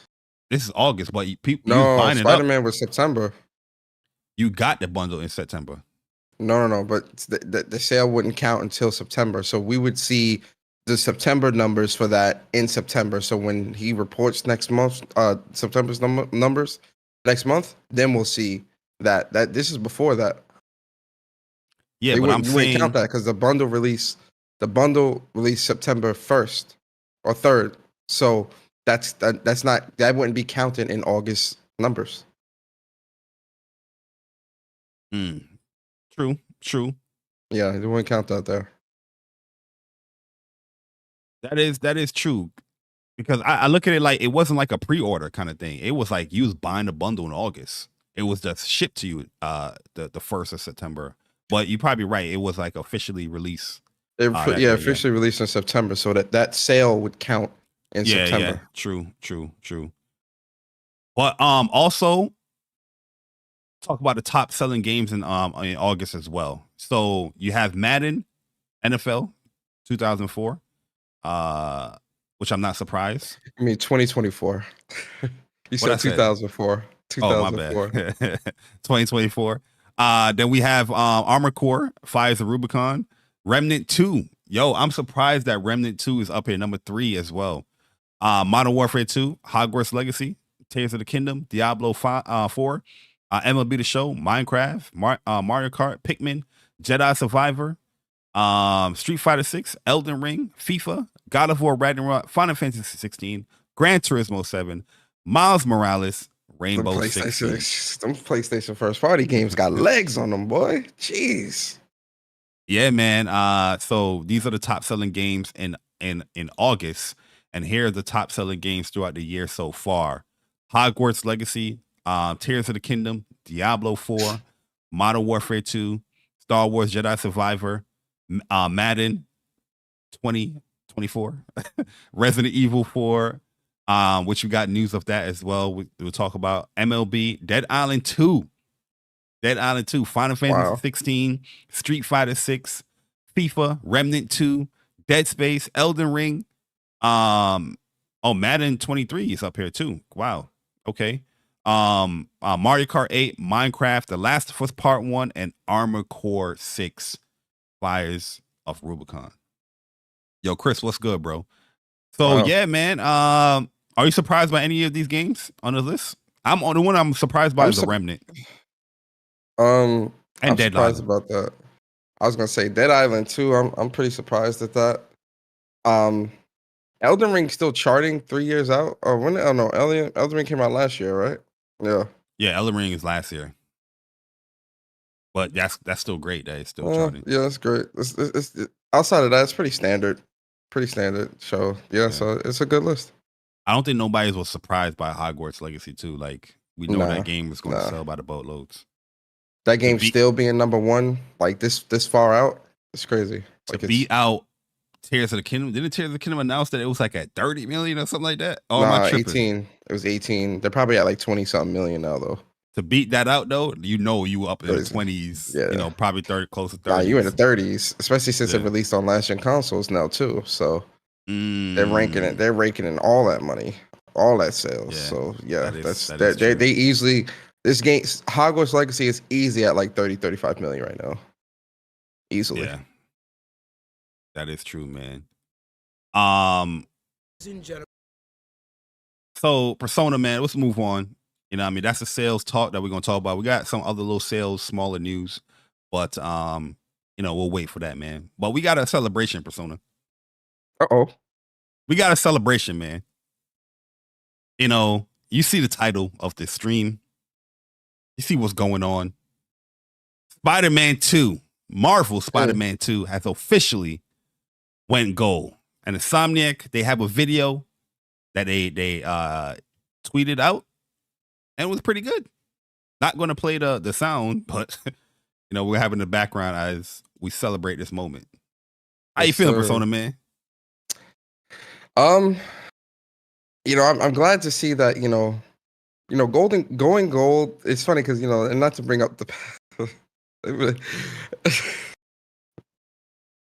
not to bring up the past, but like going gold. I remember there were a lot of people that were trying to downplay games going gold as not really being something that was important. But I'm glad that developers do this, right? Because it lets us know as gamers that look, the game is. They reached a big milestone of completing a game. They finished development. Like, it's in a state that's acceptable and it's coming out, and it lets us as gamers know no more delays. Like, there is no delays. You can't expect none of that. I'm just happy to see this. I'm happy to see this is confirmed and that the game has gone gold. I'm excited for this game with Spider-Man 2. And, this was a very unique way of like announcing that you've gone gold. Most people will put out a tweet. Most developers will put out a tweet or something like that. But to have the voice actors and actresses kind of like, also celebrate in the celebration and do a video like this, announcing the game's gone gold, it's really dope, really special. So like, shout out to Insomniac, Najee, Yuri, Laura, Bailey, Tony Todd, shout out to everybody, man. And I can't wait. I can't wait for the game October 20th, man. Very excited. Yeah, man, this is a cool video. I like the little, speech that they had. So they had like a message as well. So we're going to read that message.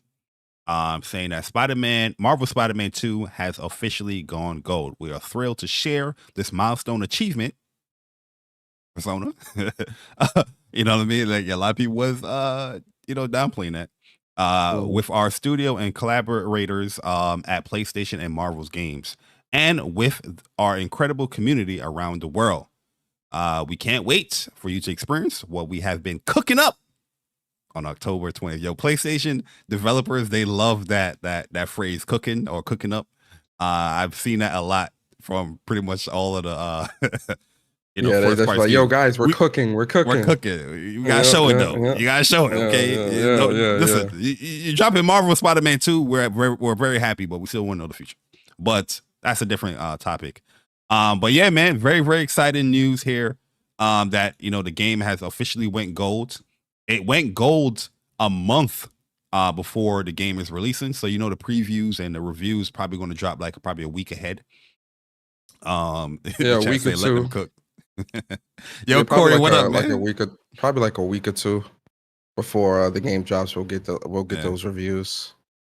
I wouldn't be surprised if influencers and the journals and whatnot already have it. Yeah, they've already got their copies. PlayStation looking at the reviews, they're like, "Wait, we see some 90s." I was gonna say, I was gonna ask you. What you think is gonna land at? Oh, that's a good ass question. I'm going with a 90-91 Persona. That's my range. That's my ballpark. You thinking this game will break the 88-89 curse of some of the other games I've gotten? Yes, I think that the gamers, the media, Insomniac took all the feedback in carefully, meticulously, and putting so much in this game that there's no way you would not. The story's going to be on point, but there's no way you're not. They did that with Horizon Forbidden West as well. Oh, Persona, man! Listen, don't bring it in the past, man. Hey, I'm just saying, man. I'm being realistic, man. They also did that with Horizon Forbidden West, where the Horizon Forbidden West also made the game much better in every way, and it's sitting at I think like an 88 right now. So you're saying right now that the reviews are going to be that Marvel Spider-Man 2 is the best Spider-Man game ever, and it far exceeded Marvel Spider-Man 2018 and Miles Morales, but we're going to sit at an 88, 89. Me, I'm going to be a little bit. I'm not going to be that cynical about it. For me, I think it's gonna be anywhere from an 89 to like a 92.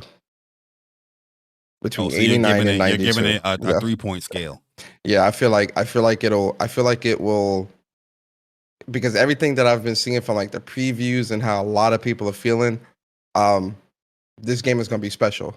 And like everyone is saying it. Like this is the game. Like this is the ultimate definitive superhero game. Like that's what a lot of people are saying. Like this is it. And everything that I'm seeing, it looks absolutely incredible. The world, just everything just looks that much better. So I do think that this will kind of break out of that. I mean, God of War Ragnarok also did break out of that 89, that 80s curse as well. But that's God of War. I think with Spider-Man, we'll see. But I think between 89 and 92. Hey, yo, Eddie Bones said, I would say it's going to sit at a 98. Woo! Man. Yo, Court, what up, bro? Shout out to my bro, Stealth Guy Gaming in the building. Shout out to Chris Righteous. I see you guys in the chat. I see what people are saying. Jack is saying at 87. I definitely see the points. Nah. Yeah. Go ahead, keep going. He's saying the first game got an 87, so they're going to review it the same way. But yeah, I'm looking at like a 90, 91. I'm looking at that. I'm gonna be a little bit more optimistic. Say 89 to a 92 is what I think it'll land once it's all said. We don't want Chris to have a space. Kicking our shins in, talking about what God of War. Shout out to Chris, man. But yeah, man. Regardless, I think overall the reviews are going to be positive, regardless if it's in the 80s or 90s, whatever. Yeah, I mean, 80s doesn't mean bad. Like I'm not saying that's bad at all. Just a fun little conversation just to kind of gauge what people are thinking in terms of that Metascore. Absolutely, man. Yep. So yeah, big shout out to my man Viper Reaps Corner with the $4.99 iPhone user. He said, I will bet it will start at 90 or 91, but there will be a few reviews to drop it to an 88. I mean, it's quicker to drop when it comes to so much games being reviewed. When a PlayStation game day one, you're going to see like 80, 90 reviews day one. And I mean, and then the second day, probably get into the hundreds and you see 120 and whatnot. So there's going to be a lot of publications reviewing it. So with that amount of, publications and all stuff tallying within the score, if there is a low score, it would drop it quicker than a high score would bring it up. Because so much reviews.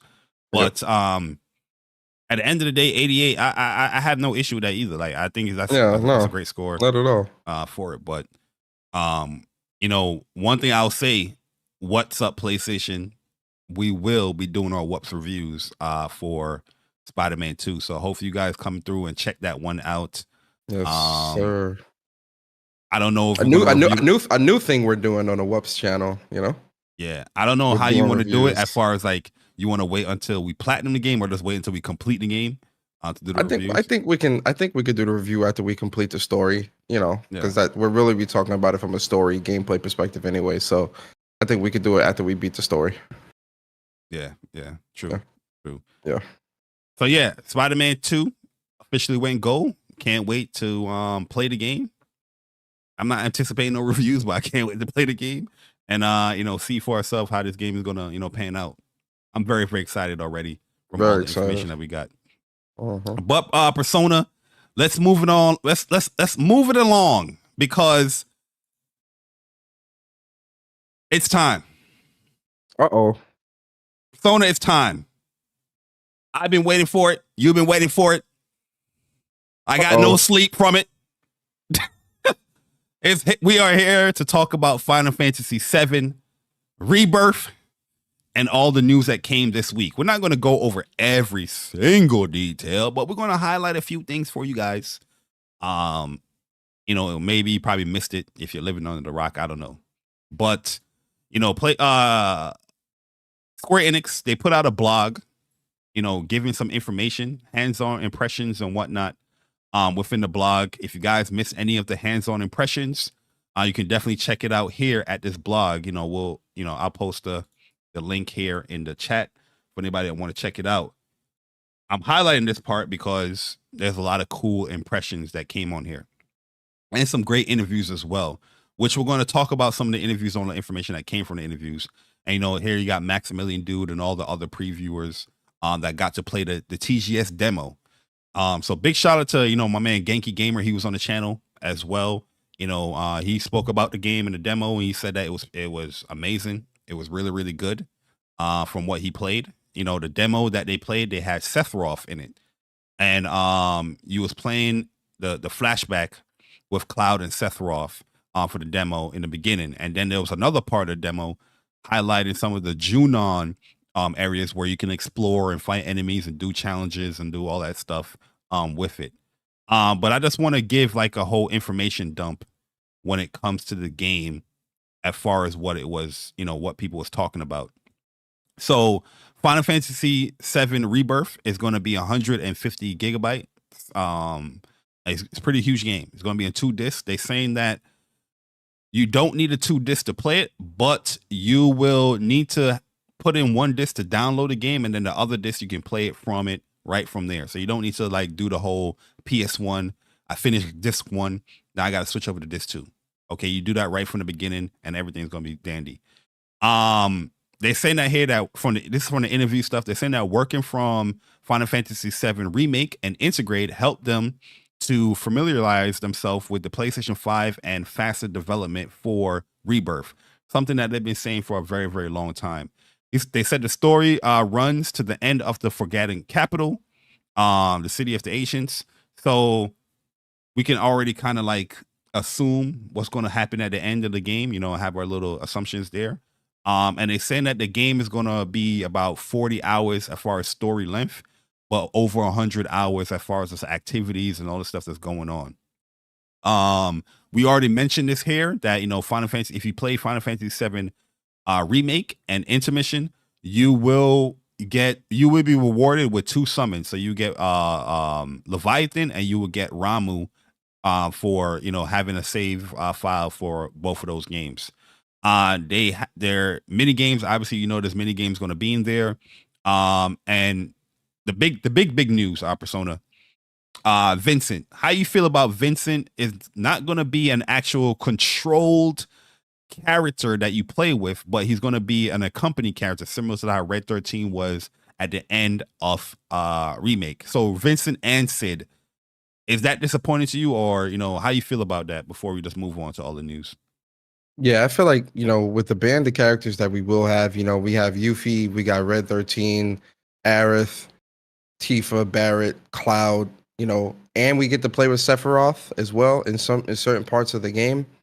I'm not really too angry about Vincent and Sid not being playable characters in the game.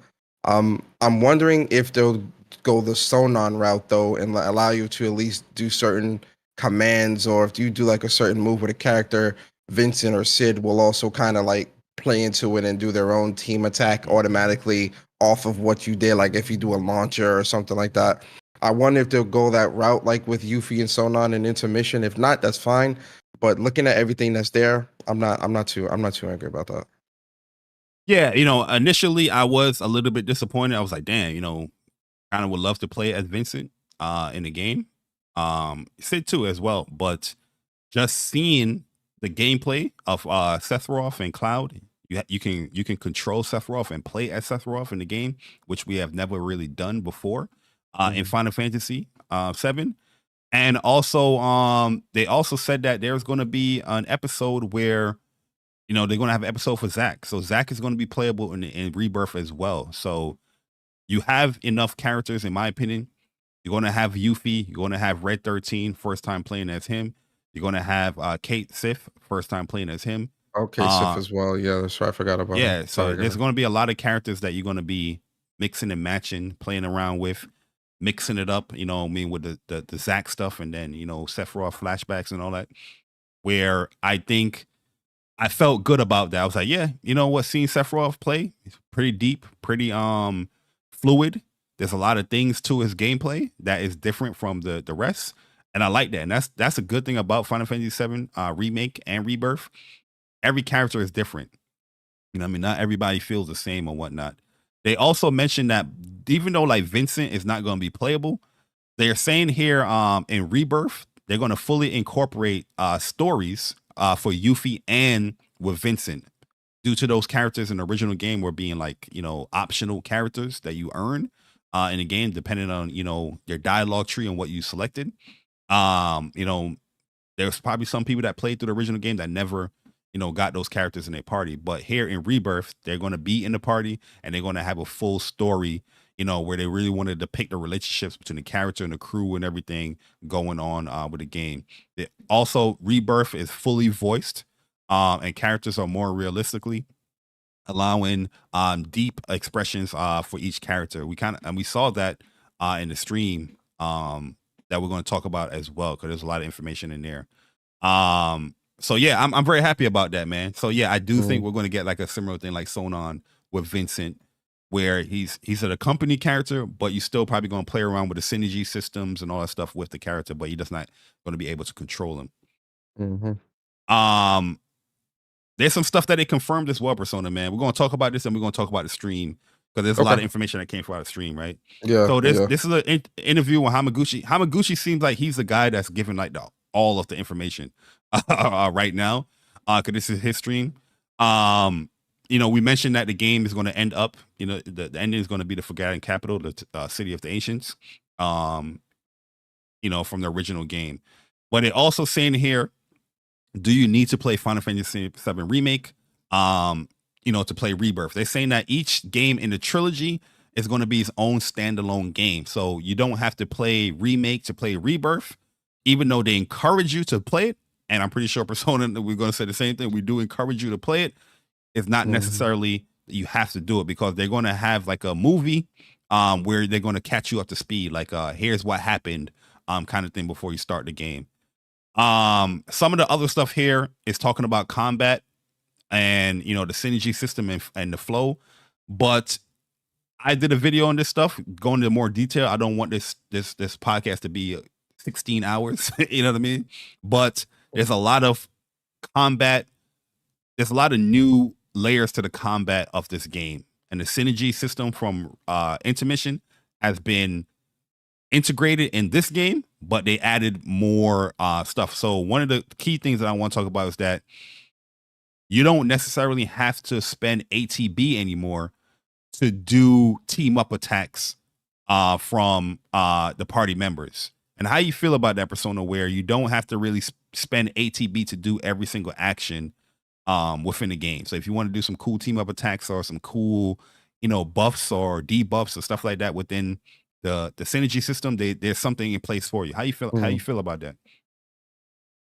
I feel like that's really smart, right? Like, because you don't want to slow down the player, especially in the heat of combat, where they're just solely relying on the ATB system to be able to do flashy moves and do some swag combos and stuff like that. You kind of want that flow of combat and that speed and that flair to just kind of always be happening. And, you know, I don't want to get ahead of us with the stream where they showed off how that would work with that.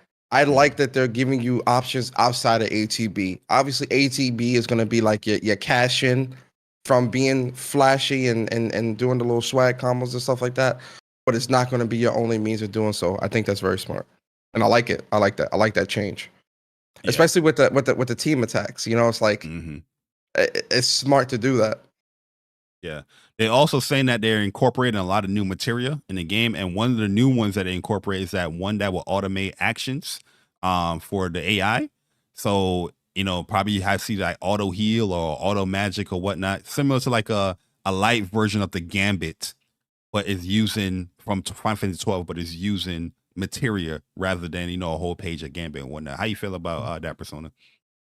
Again, I think that's really smart and it's good that they're adding like new abilities and new materials and whatnot, and kind of removing, I don't want to call them useless, but ones that really should have been baked into the fundamentals in the core of the gameplay, like the dodge and parry and stuff like that. So I think that stuff is really smart, and I like that they're doing that. Yeah, I agree. Also, big information came here that the world map Final Fantasy VII Rebirth is a full open world game. It's not sectioned off and like similar to how like 16 was. Everything can be that fluidly travel to. So you're going from this point to this point. It's no loading screen or let me enter this area and zoom in. Everything is just one complete map, 1-to-1 scale of the original game, because they want to make it feel like it still was an open world game like the original game, with all the technical details and all that stuff in it. I think that's crazy how they're doing that, especially with all the details that's in there. But wow. But though, but going back to a game that released earlier this year from Square Enix as well, Forspoken. Oh yeah. Forspoken did that, and Forspoken had a lot of detail and things like that. So I'm not surprised that 7 is going about it. But looking at the detail of 7 and like just everything that's going on and the little intricate systems and chocobos, finding random things and the chick chocobos that'll lead you to certain things, and then the enemies and this, and it's just so much.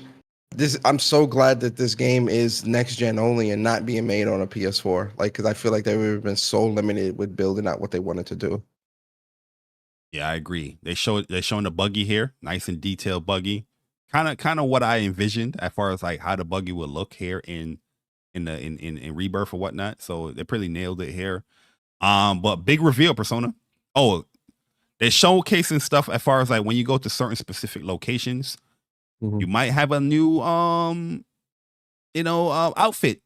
They add in like segues to just help you zip instead of just keep on running everywhere in the game. So Costa del Sol is a perfect example where they show Cloud, he's on a Segway to zipping around.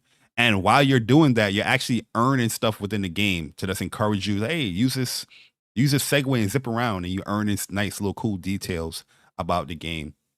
But Persona, okay. Oh, go ahead. Go ahead. Now, one of the other things too they were talking about, especially with like something like Costa del Sol, where in the original, Costa del Sol is very small, very limited. You know, there's not a whole lot that you can do there. In this game, they were talking about expanding a lot of that and making that much, much larger, much more to do, adding new mini games, adding new ways to get around with the Segway and stuff like that. So going into Rebirth, we're definitely going to see a very different Costa del Sol from the original game. Oh, like yeah. very different. We getting a little glimpse right here, and look at the so this is the goal right here. It's 1,060 meters away. You're in Costa del Sol. That's showing that this is huge. Yeah, it's a lot. Yeah, you know what I mean? So world. I can understand the segue and all that stuff there. But they confirmed the Tiny Bronco. They said, what about the Tiny Bronco plane?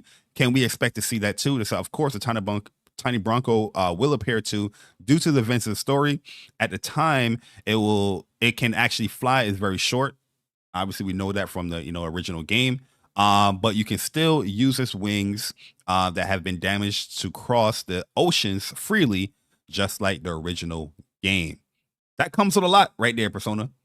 Confirming the Tiny Bronco comes with confirming Fid is going to be in the game as well, which we already, kind of knew. But the level of exploration from the buggy, Tiny Bronco, the chocobos, there's so much to dive into, just like the original game. And three different types of chocobos, because you got the ones that can climb the mountains, the flying, it's a lot of ways that they're giving, the segue.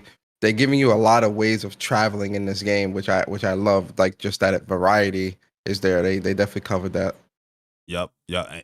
They saying from the stream yesterday, they confirmed that all the types of chocobos will be in Rebirth. You know what I mean? So the last thing I want to say here before we move on to like the stream that happened yesterday, they announced a new mini game. It's called Queen's Blood. So out of all the different mini games available, the card game Queen's Blood could be said to be one of the high headliners. It's a in-world card game that is very popular in the world of Final Fantasy VII Rebirth. A mini game that can be played many times from the start of your adventure to the end. Winning matches doesn't let you just enhance your deck. You can also follow a unique Queen's Blood story as well. The narrative progresses as you engage more challenges in matches. So you got a story within a story. That's really dope. That's dope as hell, man. That's dope as hell. I'm liking that a lot, man, because it's cool to just do the mini games. Most people probably just do that for the trophies and just have a good time with it, extended gameplay. But the fact that you adding like a narrative to it, I'm pretty sure there's gonna be like a summon or something tied to like beating or whoever. That's my assumption, but very, very happy to show that. And they showing some locations. So we got some screenshots, some locations. I'm going to show some of the stream as well from yesterday.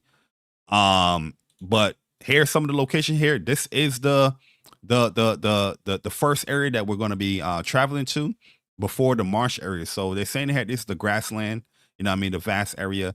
So one thing I noticed about the stream yesterday, you remember how we was kind of assuming like, oh, when they open up that door, they're coming from the Mithril cave. But that is not the case. That's one thing they confirmed yesterday is that they come from Calm. So Shinra is still chasing them, and in Calm, they probably got chased out.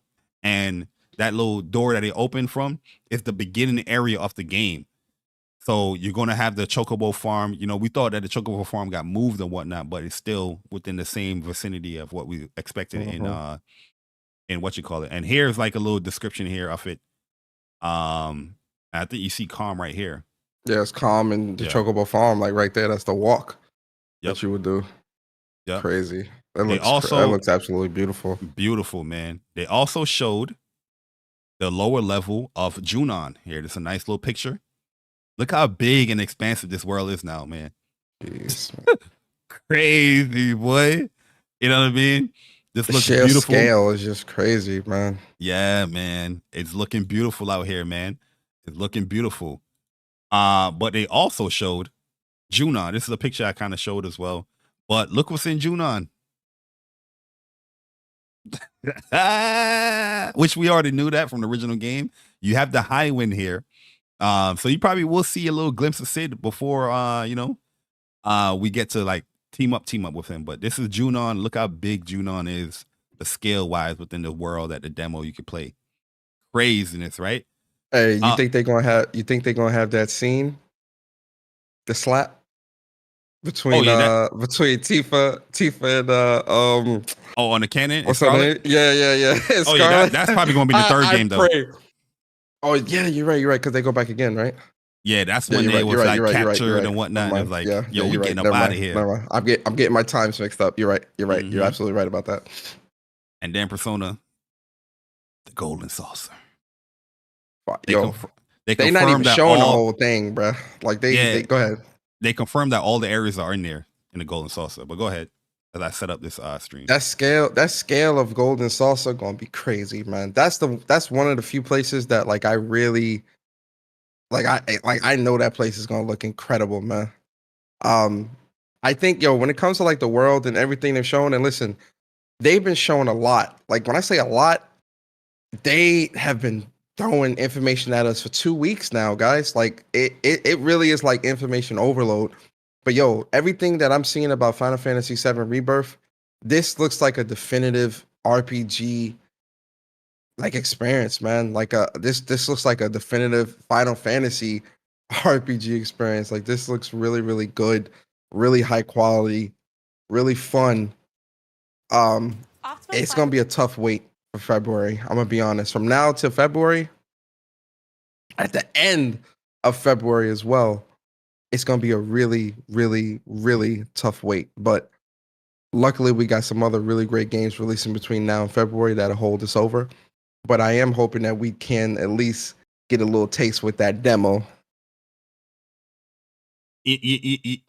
I'm very confident to say that there's going to be a demo here, because this live stream yesterday, which I'll have a video after this podcast, guys, if you guys want to check out my reaction of that. Yo, it's pretty much done. I just haven't published it yet. The sheer scale and everything that they showed in this game, it's like they're not afraid. You know how some games, they'll be afraid to be like, we don't want to show too much of the game, so we're just going to hold back here. They was like, hey, this is the first area. Just walking around, chocobos, let's get on them. Let's travel around here. I was just like, yo. They go Chadley. This is how you do this how you do moves. This is what you'd have to do at Chocobo Farm whenever Chadley's gonna show up, and you gotta. I'm just like, what the heck? Like, yo, they were just showing stuff. They were just going with the flow. Yo, did you see Tifa's new move? Her new uppercut? No, yeah. That air combo. Hey, yo, bro. I'm like, I was speechless when I seen that. That looked really good. Look at what Tifa just did here, yo. Tifa gonna be fun. Oh my god. Sure you can. Yeah, she looks good. And look at she in the air, because there's materia. That's probably air that's showing the little wind, arrow materia there. But there's so much here. They confirm Chadley is going to be in the game as well. Chadley helps with, he has a new mission where he wants to get more information with, when you explore and do all these challenges within the game. Chocobos can smell really good. No, go ahead. I get Chadley, he'll he'll send you on not hunts, but scavengers, so that he can build better materia and all this other stuff, and it'll help you with seeing what else is out there in the world whenever you activate the Shimmer Tower, the communication towers and stuff like that throughout the world. So I like that I like that Chadley's back, and I like that they're giving him something different like that to do. It's pretty unique. So I really do like that. Yeah, because he's always constantly wanting research and knowledge, so he's got a new goal now. And yeah, you can swim, guys. Confirm that you can swim as well, wherever the destination. There's so much things they didn't limit you in this game, right? You wanna scale up some rocks, you can scale up some rocks. You want to swim, you can swim. You want to use a chocobo to scale some rocks, you can do that. I'm gonna show that here because they showed the chocobo ranch here, and they also showed the sun. It's buffering. It's back now. It was buffering though. We're good. Okay, let me see. You're good. You're good now. Yeah. Are we good? Yeah. All right. Good. So they showed the chocobo son as well. The dude that helps you with the breeding. I know a lot of people they're saying that the breeding is not there, but I'm like, yo, you kind of teasing the breeding to me, because the whole time I'm like, damn, everybody's saying the breeding is not there, but yo, you have all the characters there, you know what I mean, for it. But I just want to show the chocobo and you scaling the chocobo. They showed that how you can capture the chocobos as well. You pretty much track them down, with their footprints and the feathers. They add in a little feather stuff here, but it's a little different as far as this first capture. Oh, this is an ad. My bad, guys. This is the WUPS account. You hide in the little bushes here. That's the one little disappointment, or the one little flaw I could say, is that you're not really interacting with the vegetation in the game. But that's probably one thing that the sacrifice is oh, you can do all these other things in the open world, but the vegetation, that's one thing yo, that would probably that's a little too much for the game. But this is a little mini game here where you got to sneak around to get to the end goal of this chocobo that, the side mission that they capture is to capture this chocobo here. And once you capture the chocobo, you can just ride them. I'm going to show it. Here goes Chadley. You know what I mean? You got a new scout look as well. And this is what Persona is talking about as far as, the beacon that you help light up. Similar to other open world games, you have the game, the map is fogged out.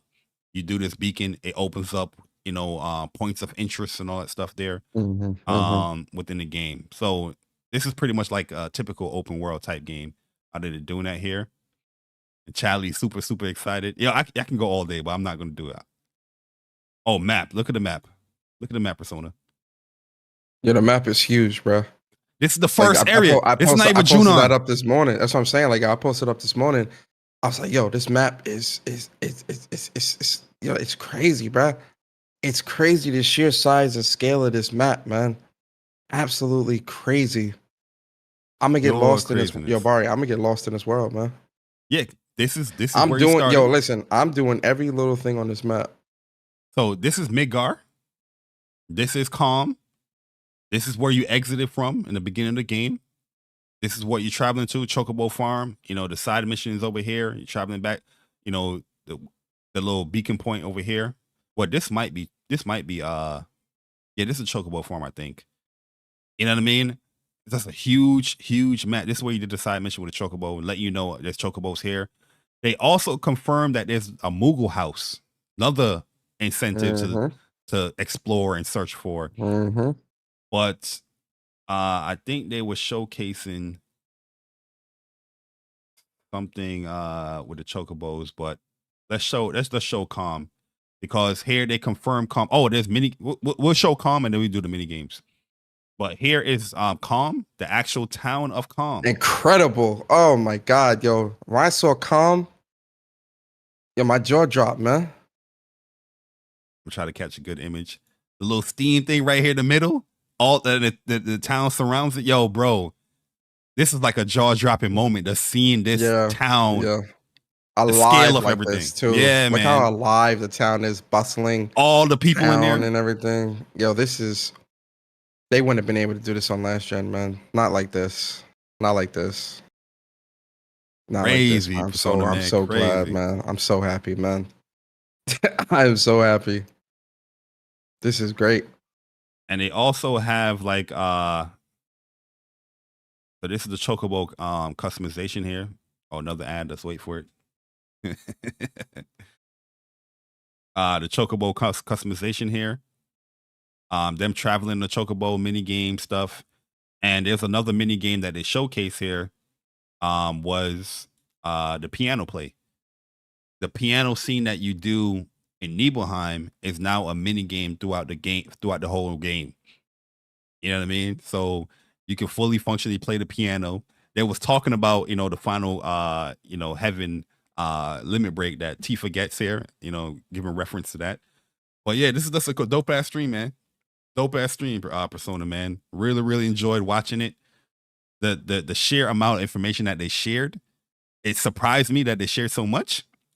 But I'm very happy with that, man. But overall thoughts on how you feeling about Final Fantasy VII, and then we'll move on to the other news. Yeah, for this, man, everything, like I said, everything that I've seen for Final Fantasy and Final Fantasy VII Rebirth, I'm speechless, man. Like I said, that wait for February is gonna be tough. I really want this game. I want that demo now, straight up. But I can't wait for this game, man. I'm gonna lose so many hours in this game. 200 plus, straight up. I can't wait. Yeah, big facts, man. Big facts. So, I think it's gonna be an amazing game. It's gonna be an amazing time, and I'm very excited. To play that demo, or just to play the game when it finally releases, man. But yeah, it's a lot of information on Final Fantasy VII Rebirth. Definitely check out the content on our personal channels. But Persona, we're going to be talking about something that is something very dear to your heart, man. Persona, talk to me, man. Talk to the PlayStation Nation about Dragon's Dogma 2. Yes, sir. It is my time to shine. You hear what I say? All right, man. So listen, man. Dragon's Dogma 2, ladies and gentlemen. If you don't know what Dragon's Dogma is a single player fantasy style RPG, kind of with some Monster Hunter elements to it as well, because you are fighting big monsters and stuff like that. But a lot of this game is you going through the world, having to fight different enemies, different monsters and things like that. And you also get a pawn with you. You get your own pawn, and then you can have 2 other pawns with you. Like I said, it's single player. There is no co-op or nothing in this game. It's a single player only game. But the cool thing about the pawn system is the fact that with the pawns, you have your own pawn that you can build and put into like this online registry.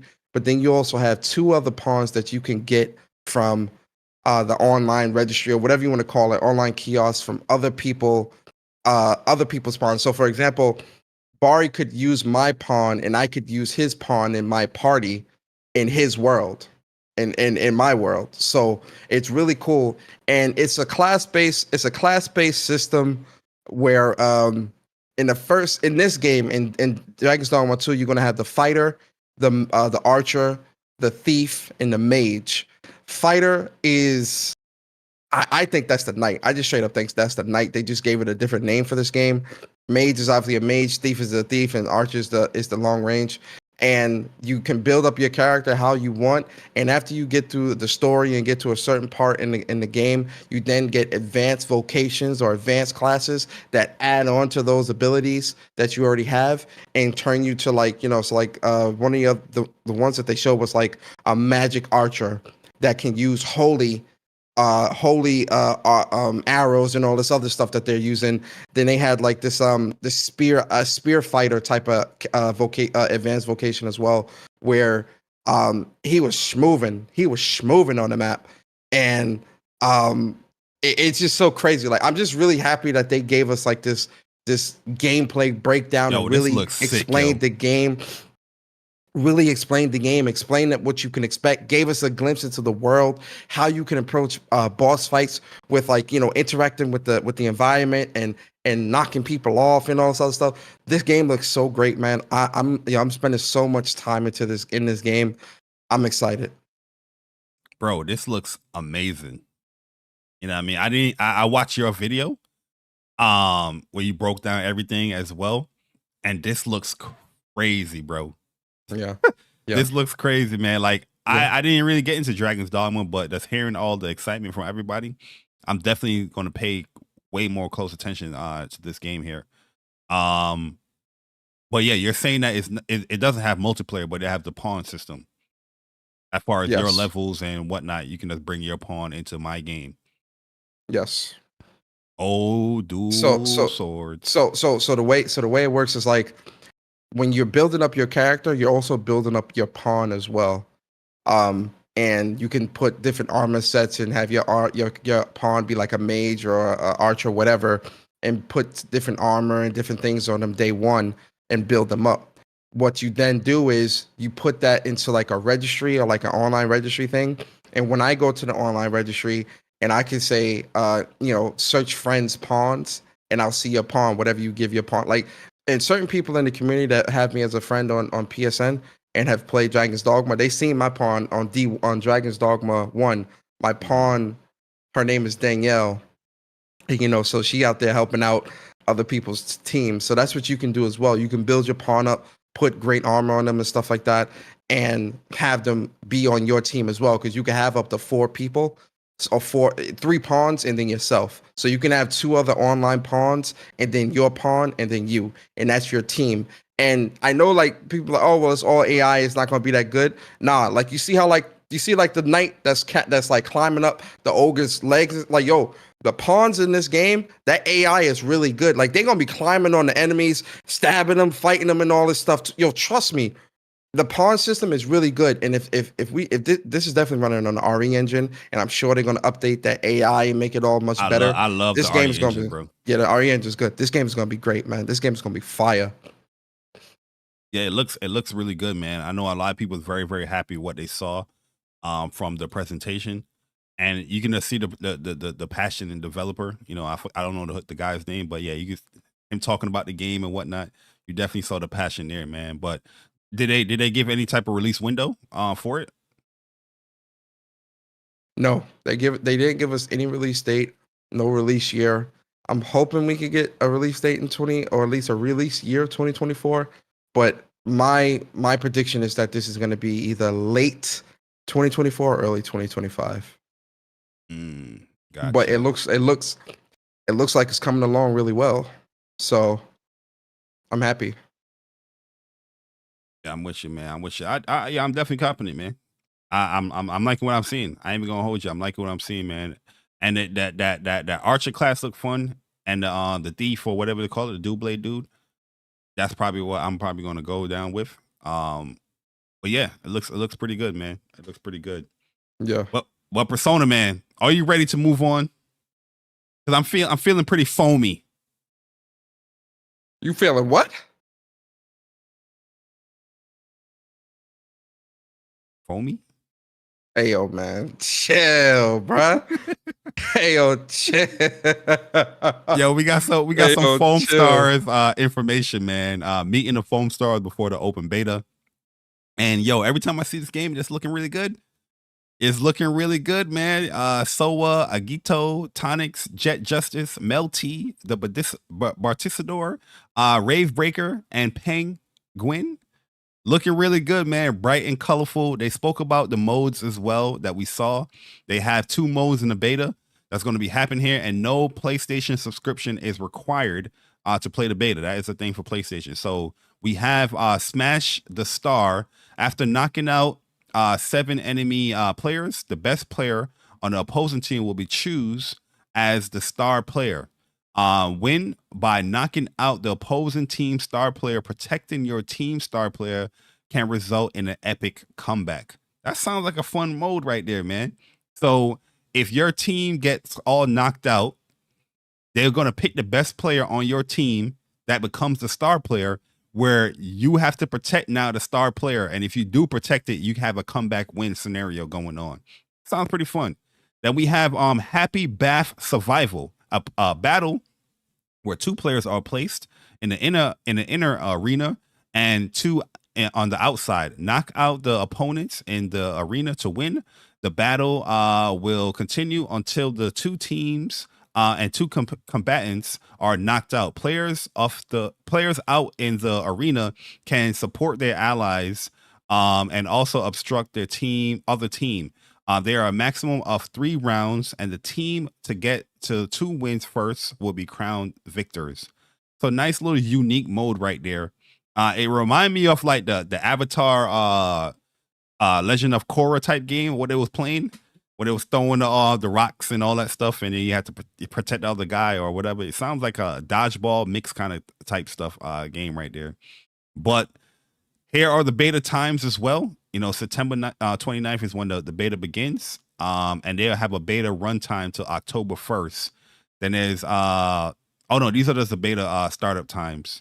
The beta itself ends October 2nd. But here are just the times in general for the open beta runs.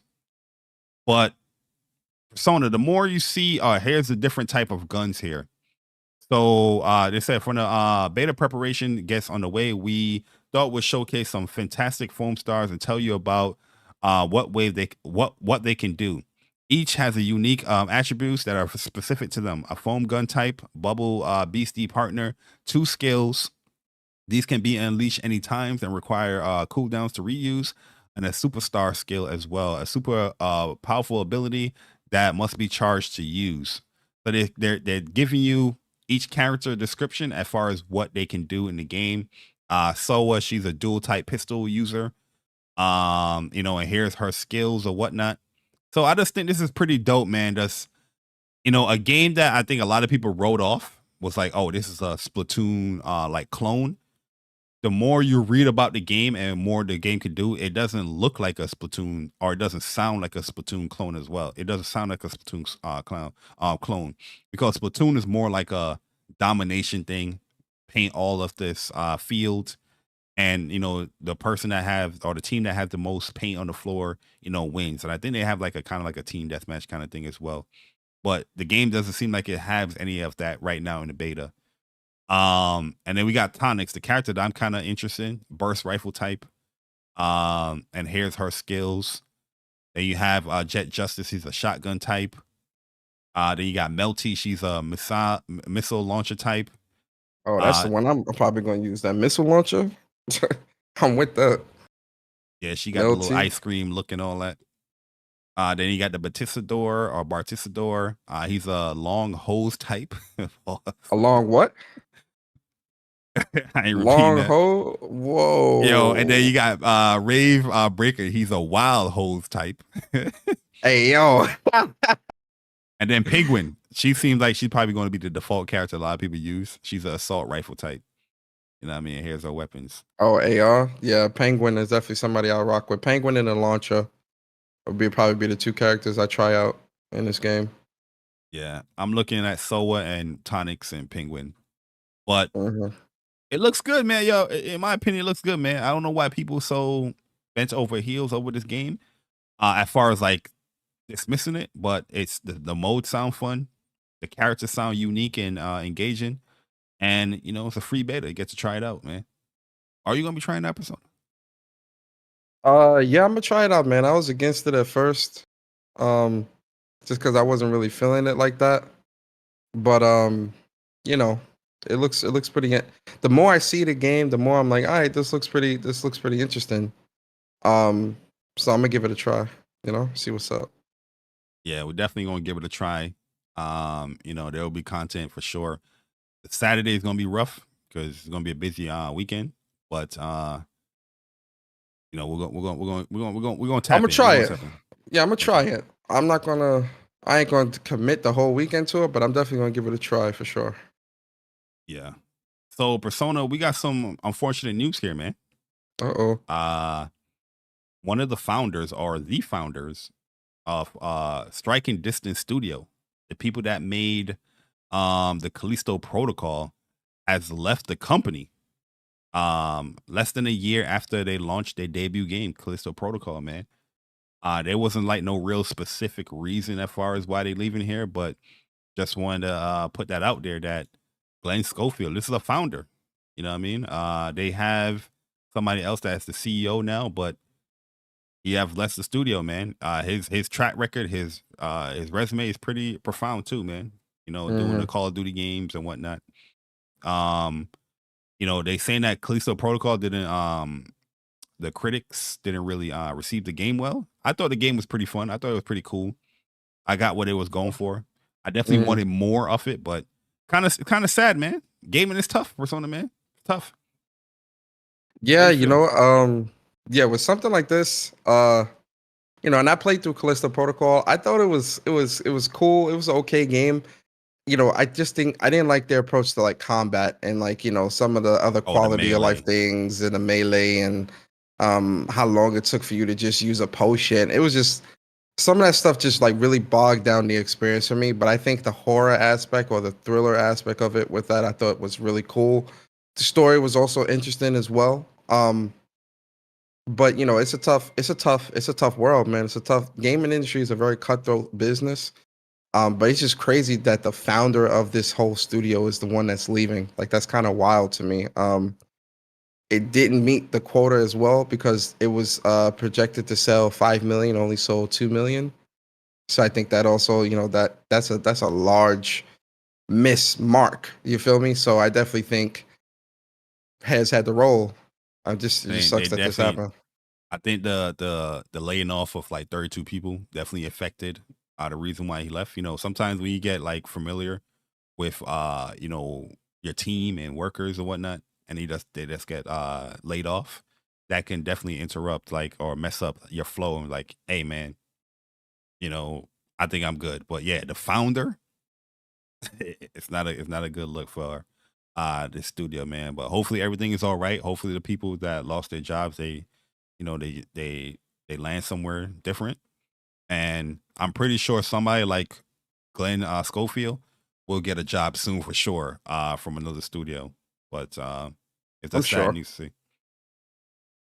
Yeah, his resume is pretty good. You know what I mean? Yeah, I'm sure that he will for sure. Speaking of you know, some Call of Duty Persona, man, we have here the next season update information here for Modern Warfare 2. And Spawn about to be in this goddamn game, man. Oh man. Yo, that's crazy. So season 6 launches next week. And Spawn will be one of the characters, you know, a guest characters as a parent. You know, we just had Tomb Raider Laura Croft, we had the whole hip hop celebration with 21 Savage, Snoop Dogg, and Nicki Minaj. We had new characters with Izzy. We had the boys, with Homelander and Starlight in the game. And now they're just saying, "Hey man, we're gonna put Spawn in this mug." Which is crazy, man. Spawn's a very popular character. I feel like people that don't even play Call of Duty, they might even try this out just to have Spawn in the game. And I think Keith David, he is actually voicing Spawn as well. I saw like a little clip of that for it. The next news is gearing up pretty soon. The next Call of Duty event is October 5th. This is the multiplayer reveal for Modern Warfare 3. It's coming up soon. And that beta is going to be right after the event. So with Modern Warfare 3, the exclusive PlayStation beta will take place October 6th to the 7th. Then the open beta on PlayStation will take place October 8th to the 10th. Then the following week or weekend or whatnot, they're going to open up the whole crossplay beta for all the platforms, where the people that pre-ordered the game, the early access, you will have October 12th to the 13th for all the other platforms that pre-ordered, and then October 14th to the 16th is the open beta for every platform going forward. But how you feeling about this, man? Spawn, the next Call of Duty event. Are your fantasies being tickled? Are you getting excited?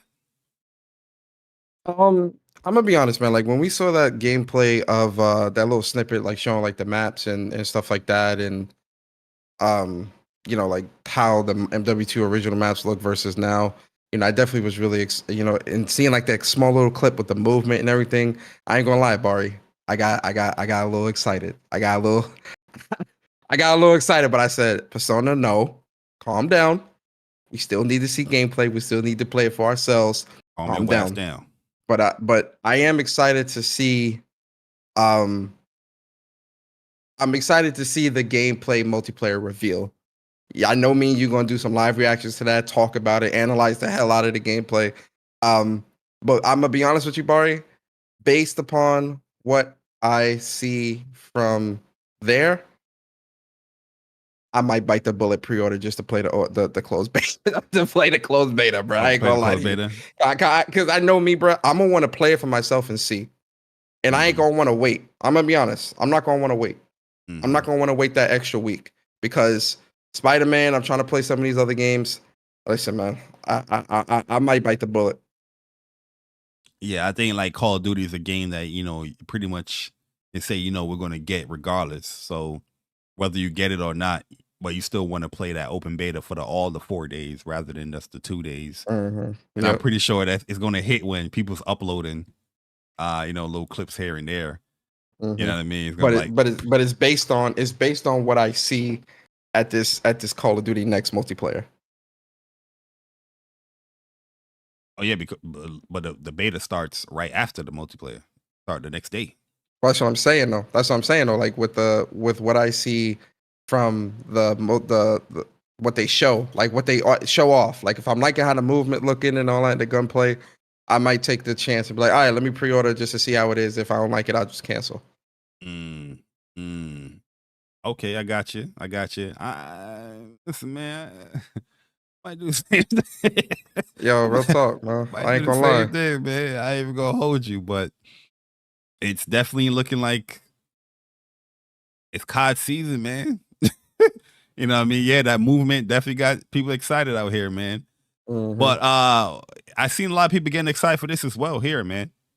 We got the Division 3 got announced.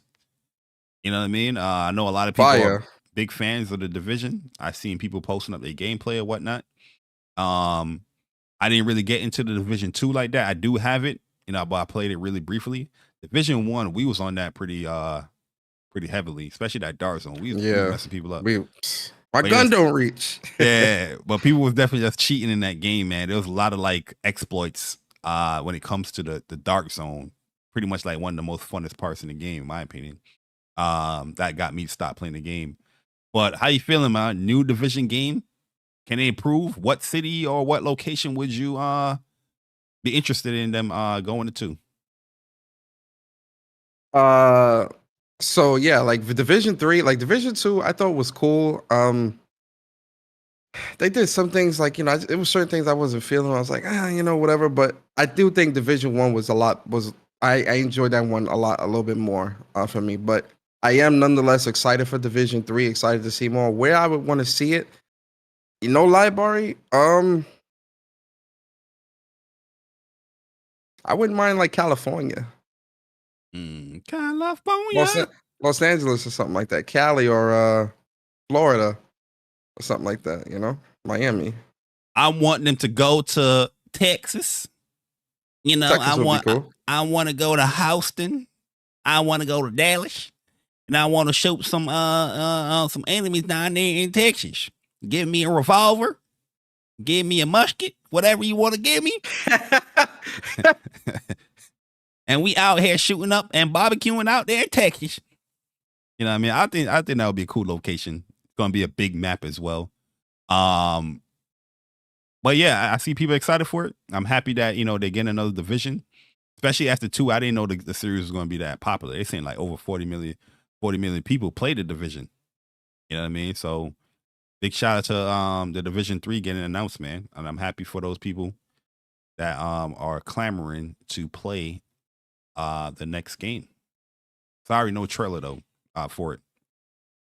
Yo, Persona, let's talk about this real quick, man. So Tales of Arise DLC, the Beyond the Dawn, went up for pre-orders, but it was kind of strange. Some strange information came from that. So they have a deluxe edition and they have like a premium edition for the game. But if you already had the premium edition or deluxe edition of Tales of Arise, you won't get any of these bonuses for Tales of Arise Beyond the Dawn DLC. So they have older costumes from prior Tales games included in the deluxe and ultimate edition of Tales of Arise Beyond the Dawn. So you got legacy costumes, Elfin as Lugger, Shion as Velvet, Brinwell as Rita, Law as Jude, Kisara as Flynn, Dolahim as Jade from the prior games. And here's how they look here, which looks pretty cool.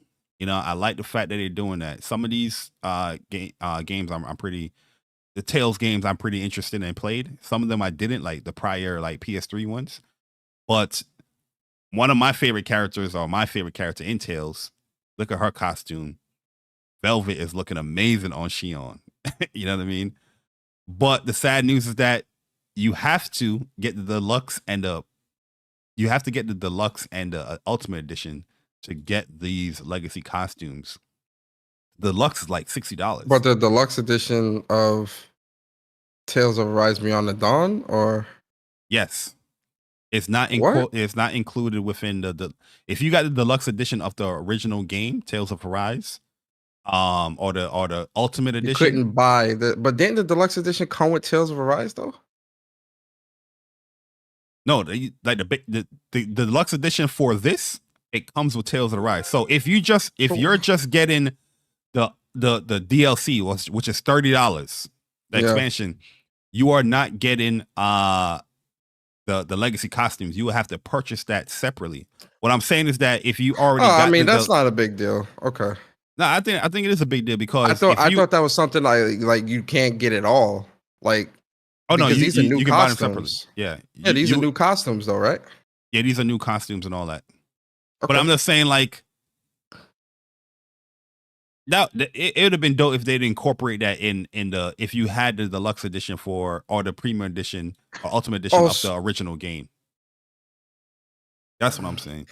It's not incorporated in that. Oh yeah, okay, I see what you mean. So you're saying that they should have gave that for free if you already owned the ultimate edition of so they're saying Tales of Arise, regarding to the classic and legacy costumes plus BMG pack, owners of the deluxe and ultimate edition of the original Tales of Arise game do not get them automatically.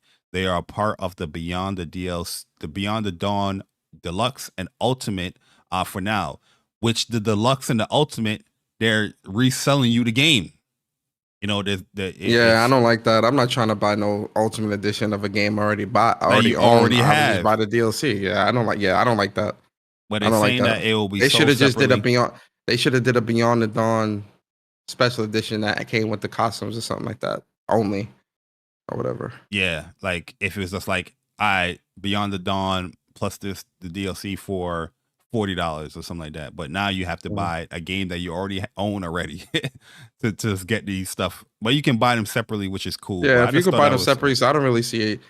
If you can buy them separate, I don't see an issue. I would have had an issue if they would have said you can't buy them separate. You would have to rebuy the whole game again. So like, it's a non-issue to me, really and truly.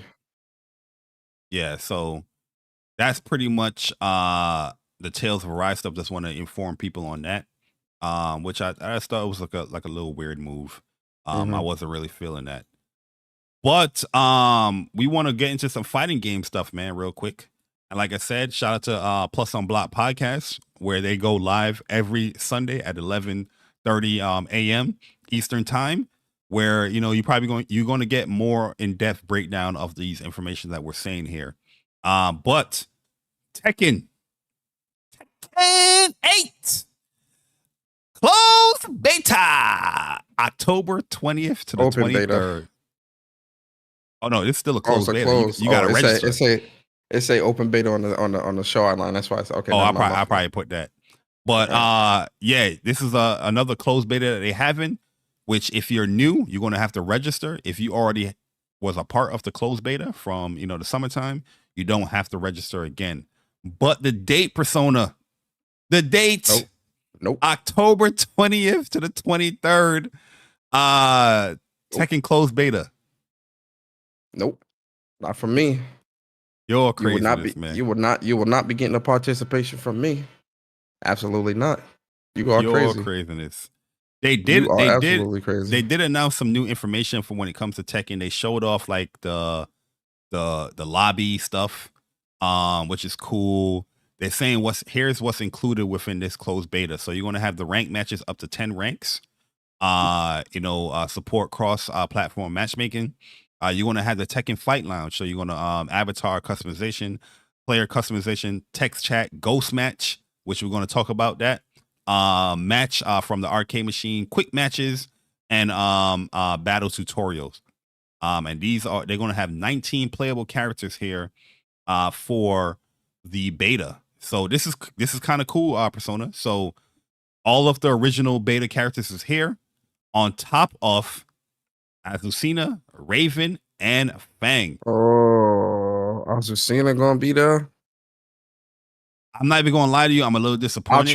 I'll try it Sunday, for like 30 minutes, just to see how Azucena is. Yeah, Sunday, I'm not playing it no Friday or Saturday. Sunday early in the morning, I'm gonna play it for like 30 minutes, an hour, see how Azucena is, and then I'm back on Spider-Man. I'm not playing that shit. I'm a little disappointed though, even though I understand, because Fang, he actually had his own trailer where Steve, Yoshimitsu, Leo, they didn't have their own trailer yet. But I'm very surprised that so much characters is in a beta. You know what I mean? Normally fighting games, they don't really do that. The first game they had 16. Now they having like the whole, smorgasbord of characters here. Having Azucena there is pretty cool. Raven is going to be cool. So yeah, I can see a lot of people definitely going to be playing this beta because they want to, see how this character. Yep. But we seen a very cool feature here for Tekken, where they're going to allow you, when you watch your replay, from any point of the replay, they're going to allow you 10 seconds to see what you can do differently within the replay. So that was showcased here. I don't want to play the sound, but that was showcased here, and I was just like, "Yo, this is pretty amazing feature, man." You know what I mean? Like to see, like, oh, what did I mess up with? Maybe I could sidestep here. Maybe I can tech this throw here. Maybe I can dodge here or duck here. Pretty crazy, man. Great feature here from Tekken, man. I think this is help a feature. You get better. Yeah, this is a feature here that's probably gonna be implemented in other fighting games, man. Yeah, that's going to definitely help a lot of people get better in fighting games. See what your mistakes are with certain matchups and stuff like that. Now I you're think gonna that's have dope. no excuses. You know, people love their excuses, man. Like, man, you won that because you was cheesing me out, or it was lag or whatnot. You got so much tools now to get better at these games. Like, you don't really have no excuses not to really get good at these games no more, man. But dope feature for Tekken, and I would like to see that implemented in other games. Which is dope, man. Moving on to the next fighting game news, Persona. I'm pretty upset with this one, man. I'm pretty upset with this, man. You know, I'm a big fan of I'm a big fan of Undernight In-birth. Huge fan. And they came out here during TGS and they say, hey, big fans, we are going to give you a release date trailer for Undernight In-birth, showcase some of the new characters as well, which the new characters look amazing. But we're going to release the game the same week as Tekken 8. Matter of fact, we're going to release it a day before Tekken 8. Crazy. Absolutely crazy. Crazy. It got me a little upset, man, because I really love Undernight In-birth and I want this game to, like, you know, succeed. You know what I mean? To sell, to break that barrier like I see Guilty Gear did. You know what I mean? Yep. But that's going to be a hard sell, Persona. Yeah, against the likes of a Tekken 8, a very established franchise. Not saying that Undernight is not also established, but like the popularity between this and like a Tekken 8 is like they're not in the same ballpark. So that's definitely gonna be a tough sell for people who might have been interested in this, but you know, would rather pick up Tekken 8 because it's the more familiar game. I'm gonna be picking up both and definitely be playing Undernight because I love Undernight In-birth. You know, my favorite characters, you know, Gordo, and yeah, I love anime fighters. Like I'm an anime fighter guy, so like this is definitely where I'm gonna be Undernight. Lene, Gordo, Carmine, you know, I'm Akatsuki. I'm where I'm at home. You feel me? So this is gonna get bought, but I feel like they should push this to like March or something. Like real talk. No, because the reason why they're dropping it here, no different than Tekken, because they want to develop their scene. So it's build up to like the Evos or the other big major events. Yeah, you know, they have the Arc System tour and all that stuff. But it's feature packed though. You know what I mean? You have actual proper private lobbies. I don't know what the hell's going on with these bigger fighting games, not having an actual private lobby so people can do online tournaments. Pure craziness. Yeah, I'm looking at you, Mortal Kombat 1. I'm looking at you. New characters going to be in this game. I'm digging this Kaguya, the dual pistol girl. She's looking hella dope. I'm definitely going to try her out. But yeah, I'm more of a fan of Undernight In-birth, to be honest with you. But yeah, I'm definitely going to be picking up both. Just so I can get my hands on both and play them. But yeah, this is like a death sentence, to be honest with you. Launching it the day before Tekken 8. Yeah. That's crazy to me. Like, I don't get that, man. But I've been saying this for the longest, though, man. You know, fighting games, they set themselves up to like kill themselves, especially the smaller ones. Whereas the smaller games like Undernight, you know, DNF Duel, you know, Grand Blue, they be putting their games out super close to like these bigger games and biggest DLC characters and all that stuff. And I'm not like, yo, I understand you got to compete, man, but you're setting yourself up for failure. You know what I mean? Yeah. They are. It sucks to see too, because this is such a good game. Like, you know, it's a good franchise. It's an amazing game, man. I really love Undernight In-birth. And then the final fighting game news that we have here is DNF Duel. They went ahead, gave us an 8-second trailer, which I'm not going to play. I'm just going to show the character that they announced here. The Battle Mage. So the Battle Mage is coming in December. And they're telling people to get ready to embrace the cold with the arrival of a brilliant, noble goddess of war, the guardian of light and justice. The countdown of the epic battle begins with the Battle Mage. I know from what I've done research with DFO, Dungeon Fighter Online. It's a very popular character here. I see a lot of people, you know, react to it as like, oh, the Battle Mage is coming, dope. But DNF marketing is not good, man. It's not like you just announced the fighter character or brawler, whatever he's called. Why not just announce every character? Okay, we know that you have this character coming in 2023 and the others in 2024, but just put it out there so people can constantly have that in their mind and talk about it. It don't make no sense to me because you just announced the character. Now you just announced a new character that's coming in December. You might as well just announce everybody else. I don't get it. But I'm not gonna spend too much time here. I like DNF Duel. I think it's a fun game, but they set themselves up a lot for failure when it comes to marketing. I'm good. The game. But let's move it along. Yeah, Persona, I'm good. Man. I'm good. They got it. Anybody looking at that? These are like the quick news right here. Before we get into the topic, where we got another one bites the dust, man. The Evil Dead game. To the Evil Dead community, today we have made a decision to not pursue the development of new content for the Evil Dead the game. We also confirmed that we will not be releasing a Nintendo Switch version of the game. Sorry, Nintendo fans, I didn't mean to read that. We will keep the service up for the foreseeable future and address any major issues that arise. On behalf of the entire team of Saber, thank you all for the groovy times and your continued support. Jeez. Live service games, Persona. How long this game been out? Like what? Like 6 months or something like that? I think it came out like last year. I remember Sick Humor and Jemiah, they was like streaming it for sure. And Link. Crazy. Absolutely crazy. They would know for sure, but I want to say last year or 2021. Crazy. I'm not sure. Absolutely crazy, man. And like the people that spent money and time in the game, they're not gonna get no refund. It's just like, see ya. Thanks for the money.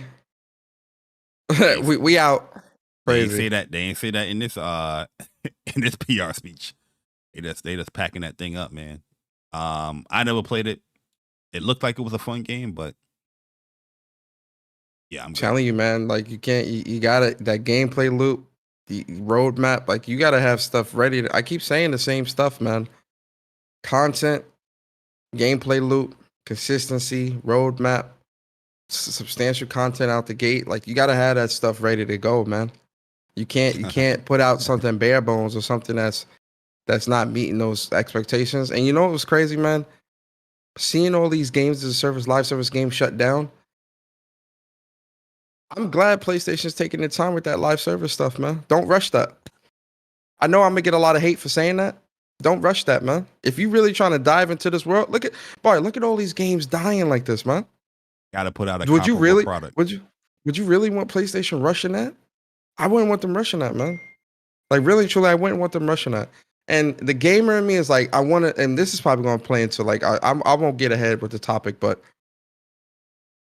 that for the games as a service, the live service stuff, seeing all these gas games dying. Hey, I mean, there's a lot of these. I still think they should show. Now let's not get it twisted. I still think they should show something. But I wouldn't want them to rush putting the games out. You get what I'm saying? Show something, but don't rush putting the games out. Like the fate of a lot of these live service games, unfortunately, they might be 6 months to a year, regardless of the quality of what PlayStation is going to put out with these games. If it's not captivating to the audience, they're going to pack it up. You know what I mean? Hopefully, what they're hoping is that they got one or two of these things that have a constant revenue stream for them that will be successful. You know what I mean? That's why they're throwing so much out there, because one of them, two of them, three of them got to be a hit. You know what I mean? But it's just unfortunate to see, man. I think live service has a huge stench to it. When people see it, they avoid it like the plague. You know what I mean? But some of them have been really good, to be honest with you. Some of them is not as predatory as people making it seem, but that notion, that disdain is already there. You know what I mean? So it's just unfortunate that when these games come out, people not gravitating to them.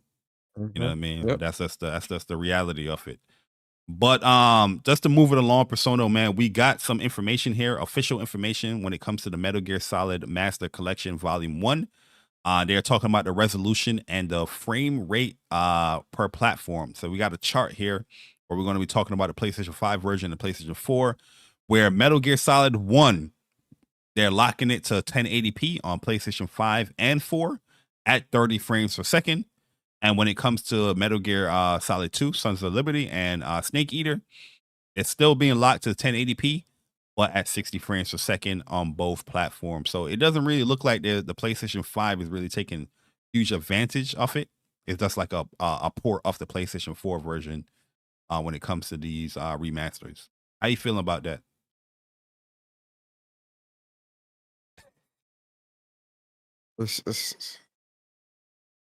Why? Like, like why, man? Why put? Tell me Why do some devs do this, man? Like, it's just like, yo, man, or publishers, companies, suits, whatever, man.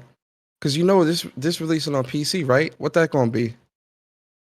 4K, Oh. 60, 90, whatever, 120. It's like, come on. I really and truly, I might cancel my pre-order of this and just grab it on Steam if it's gonna be higher res like that. Like, I feel like, yo, like these games aren't. They're not. I They're not. can't do that. I can't do that. Not to Metal Gear.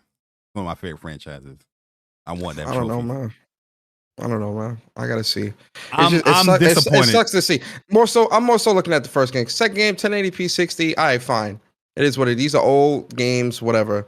I just feel like with the first game, because clearly the first game probably needed the most work.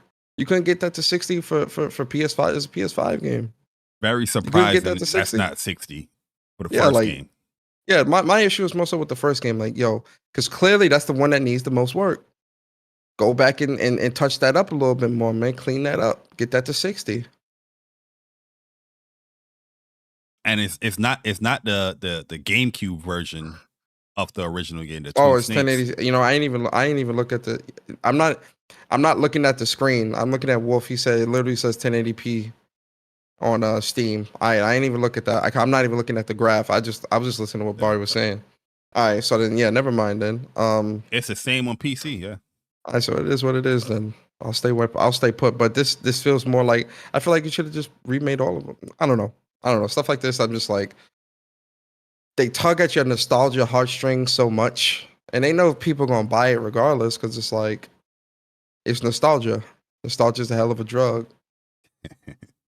Yo, facts, man. Yo, I think I missed this membership here from my man Stealth Guy Gaming. Appreciate the 15 months of being a WUPS Nation member. He said, look here now. And they mama got a gun down here. Everyone and they mama got a gun down here. We ain't worried about no chaos down here. Talk about muskets and stuff. Laugh out loud. I think that was a division thing I was talking about. But shout out to my man Court, man. Appreciate you coming through, Court. You know the vibes. Let's move it along. Look, I'm disappointed, man. I'm disappointed, man. Like I don't care what nobody says. Like I'm disappointed. It sucks. It sucks to see.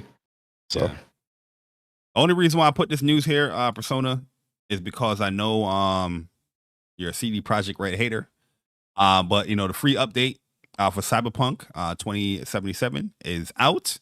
There's a lot of changes where they said to change the target upscale resolution on the PlayStation 5 in performance mode from dynamic 4K to dynamic 800p to improve performance and the image quality for Cyberpunk and PS5.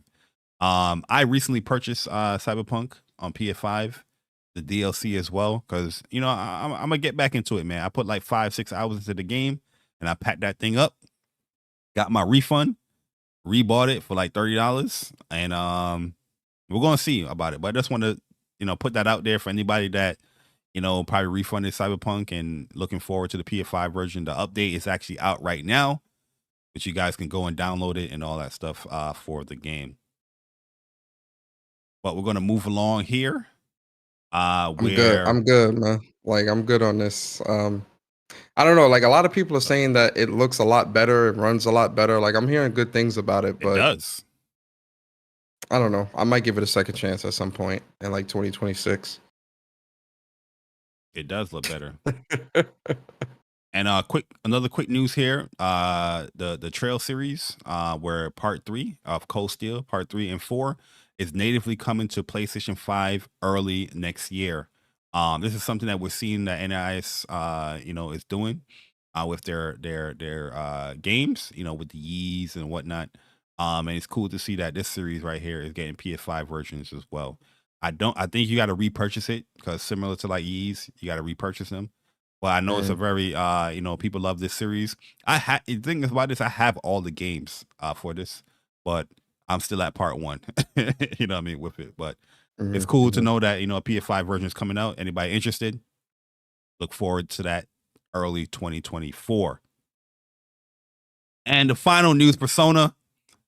I want to show you this because I know you copping this.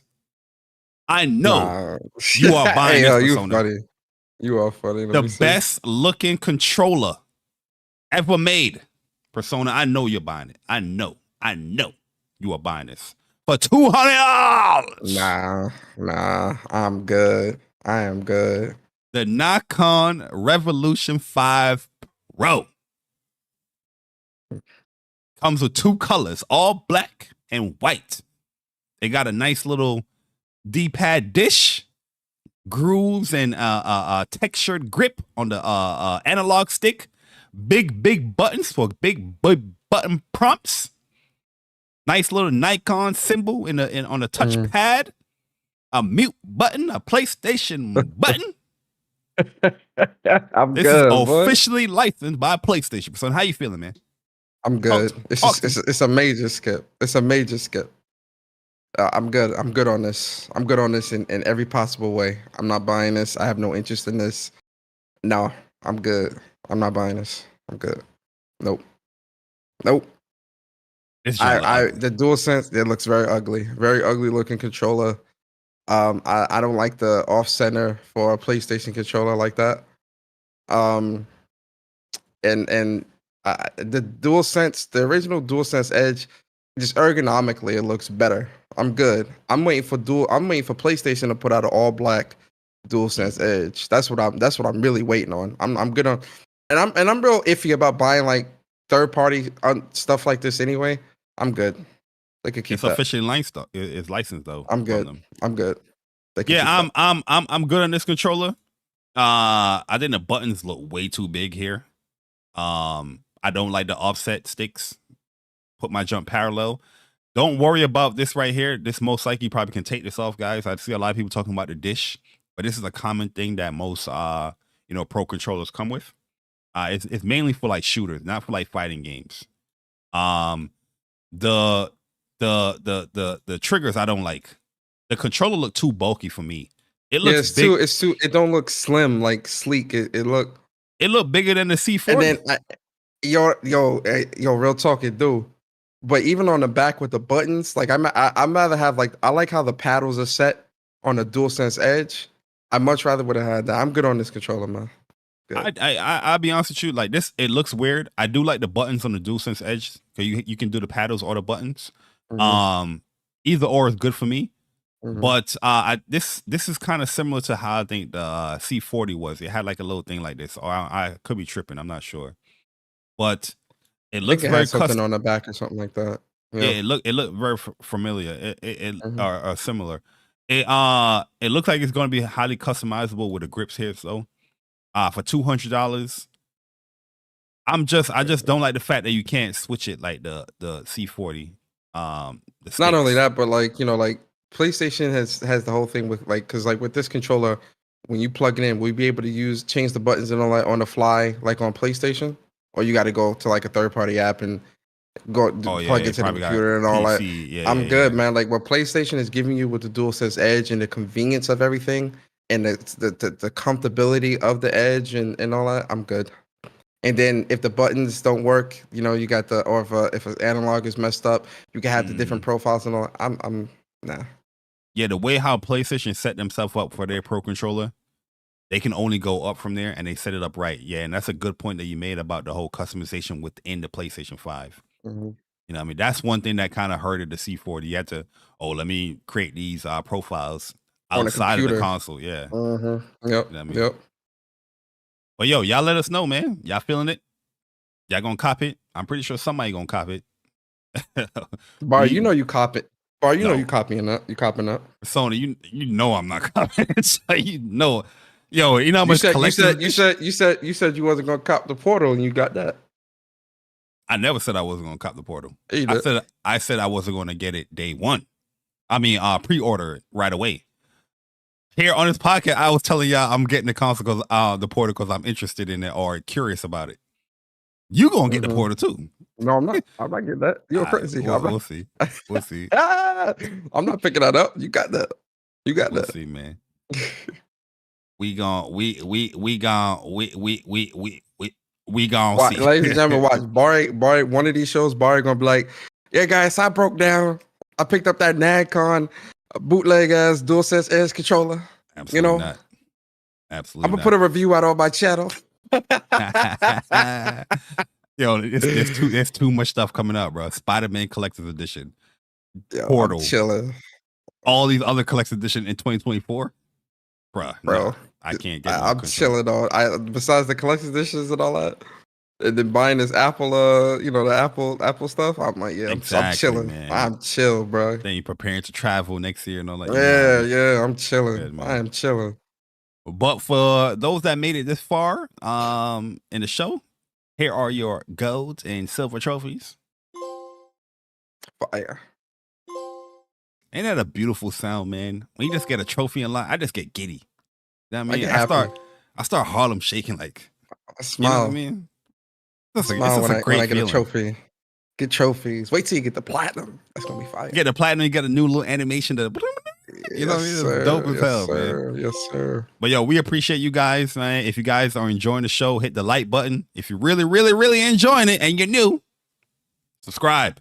You know what I mean? And if you're really, really, really, really enjoying it, hit that membership button, man. And join the WUPS Nation, man. You know what I mean? And get locked in, especially for next month for the giveaways that's going to be happening. But we're in the topic portion of the show, Persona, man. Oh. And we're bringing back a classic, man. It's been a while since we played some either or. Oh, but before we do that, let's look at this poll real quick. Let's end this poll. We got 290 votes here. We're asking you, are you hyped for Marvel Spider-Man 2? And 76% of you guys said, I'm super hyped. 15% of you guys said, I'm chilling or I'm chill. 4% of you guys says, or ladies are saying here, not hype at all. And 3% have said, oh, what? Oh, whoa. You know what I mean? So shout out to you guys that's participating with the poll. We appreciate ya. But Persona. Yo. You know me. Yes, sir. And I know you. Yes, sir. You know me more than I know you. Yes, sir. And I know you more than you know me. Yes, sir. We all know each other. Yes, sir. 2024 looks like it's going to be a jam-packed year, Persona. Especially the beginning of the year. Yo, Timbo is on the track. What's up, Timbo? Appreciate you coming through. Oh, Timbo in the chat. Let me look. Yes. It's going to be a pretty stacked year, man, Persona. And I want to ask you a question. I want to ask the PlayStation Nation. I want to ask the WUPS Nation. Mm-hmm. Are we ready for 2024? And if so, let's play either or for the upcoming 2024 games. Are you ready, man? Slick. Yes, sir. Yes, sir. I'm ready. I'm ready. But let's just say this though: 2024, January, February, Crazy. Those 2 months alone is ridiculous. Crazy. Ridiculous. Okay. Absolute craziness. Yep. The end of January, the beginning of February, ridiculous. Are we ready? Yes, sir. Persona, chat. Let's play either or. First one. You ready? I'm ready. First one we got up here, Persona. is Helldivers 2 Okay. or this is 2023 Modern Warfare 3. Either or. You funny. You a funny guy. Talk to us, chat. As of right now, I'm gonna say Helldivers 2 because that I've seen more gameplay of that, and it looks a lot of fun. So I'm gonna say Helldivers 2.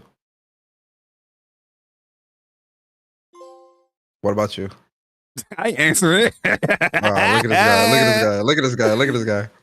Now, to be honest with you, right, I gotta say Modern Warfare 3 right now. Oh man. All right, Bari. Either or, Bari. Either or. Yes, sir. Yes, sir. Yes, sir. Either or.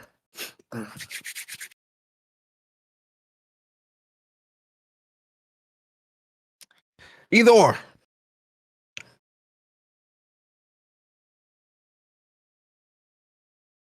Grand Blue Fantasy Relink or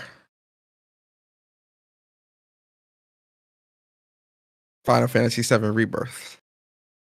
Damn, I thought that was gonna be your last one, bro. You gotta hit me with that so quickly. You couldn't even wait. Nope. Come on, man. I'm coming out the gate. I'm coming out the gate. Persona. They call me Bari Strife. Whoa. They call me J. Bari Strife from Nibelheim. I'm the Buster Sword God. I'm the Cosmo Canyon Researcher King. Final Fantasy VII Rebirth, baby. You all know the vibes. Oh man, look at him. Look at that boy, man. That boy, without hesitation. Yo, bro, I ain't get no sleep over this goddamn game, man. You know what I'm saying? Oh man. Oh, you know what I mean? I got a funny one for you, or a fun one for you, man. Okay. This is gonna be a triple pack one. Okay. Okay. You know what I mean? This is a triple pack one, Persona. A triple pack. Okay, so there's gonna be 3 in this pack because it's triple. I already got my next one too. The next one gonna send the chat in a frenzy. Go ahead. Either or. What's up? Undernight In-birth 2. Okay. Fifth Celeste.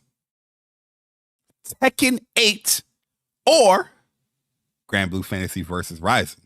Either or. Undernight In-birth, Sissless. Woo! Oh, yeah. That boy answered quick. Without question. Without question. Undernight In-birth. All right, Bari. I got a good one for you. I got a good one for you. Y'all gonna love this one. This is a PlayStation one too. Either or, Bari, PlayStation edition. Uh-oh. Either or, Bari. Spider-Man 2 gets delayed, but you know what's releasing from PlayStation First Party 2024 with gameplay. Or Spider-Man 2 releases now, and you don't know what's coming in 2024 for PlayStation. You gonna turn me into a hypocrite, my boy. Oh boy, let's have some fun. That was dirty. Man. That was dirty and rude. I actually don't appreciate that. I don't appreciate your appreciation of not appreciating the excitement and joy and anticipation that I have for Spider-Man 2 by asking me the anticipation and the enjoyment and the excitement for first party game releases.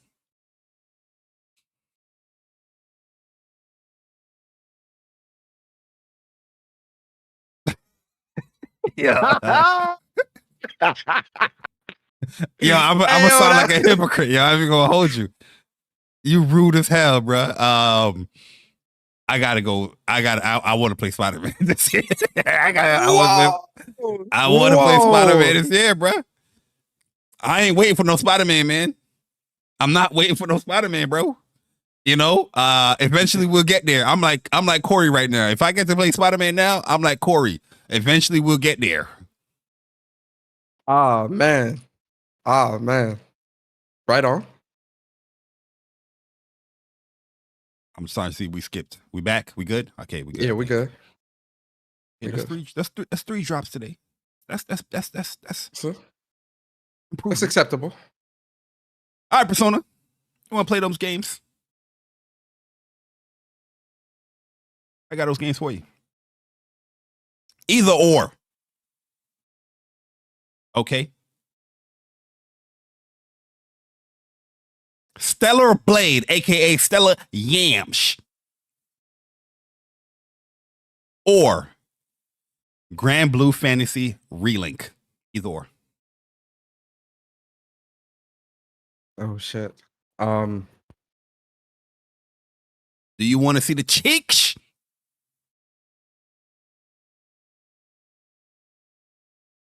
Or you want to do the seeks? I'm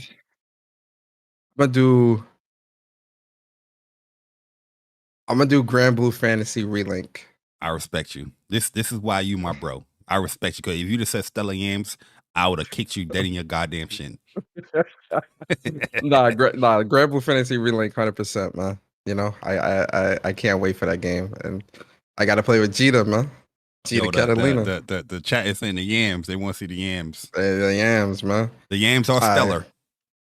All right, here we go. Here we go, Bari. Either or. Star Wars Outlaws or Avatar Frontiers of Pandora. Ooh, that's a tough one.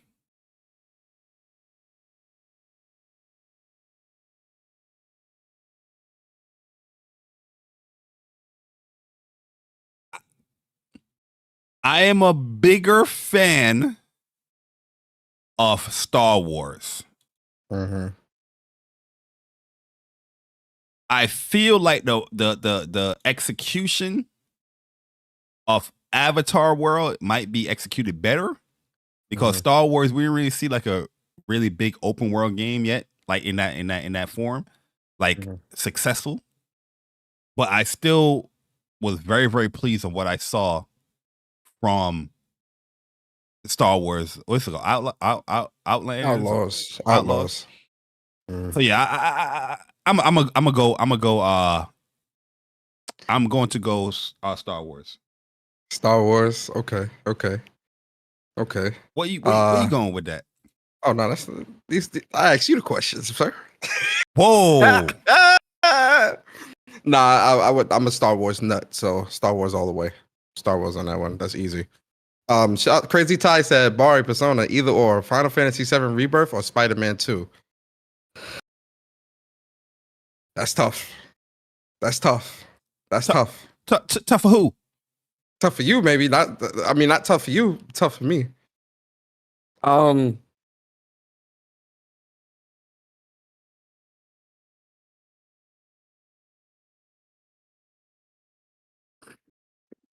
Fantasy for me. I'm gonna be honest. I love Spider-Man 2 so much, man. Everything I've seen about this game looks absolutely incredible. Final Fantasy VII Rebirth edges it out just a little bit for me, man. I ain't gonna lie. Everything I'm seeing where Rebirth is just like mind-blowing. Spider-Man 2 as well. But this Rebirth is just crazy. I'm gonna go 7 Rebirth. Oh, I got a good one for you, Persona. Speaking of 7 Rebirth. Destiny 2, the final shape. Or Final Fantasy VII Rebirth. I know they're not multiplayer, but I know you're a big Destiny fan. Talk to me.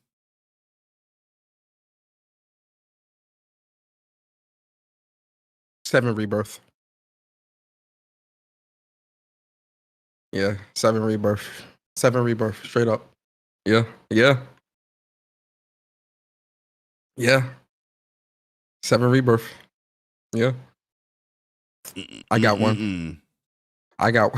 This one gonna be a low blow. Nah, let me chill. All right, I got one. Either or, Bari. Wolverine or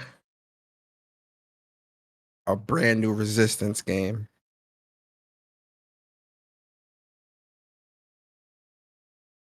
Low key, I love Resistance,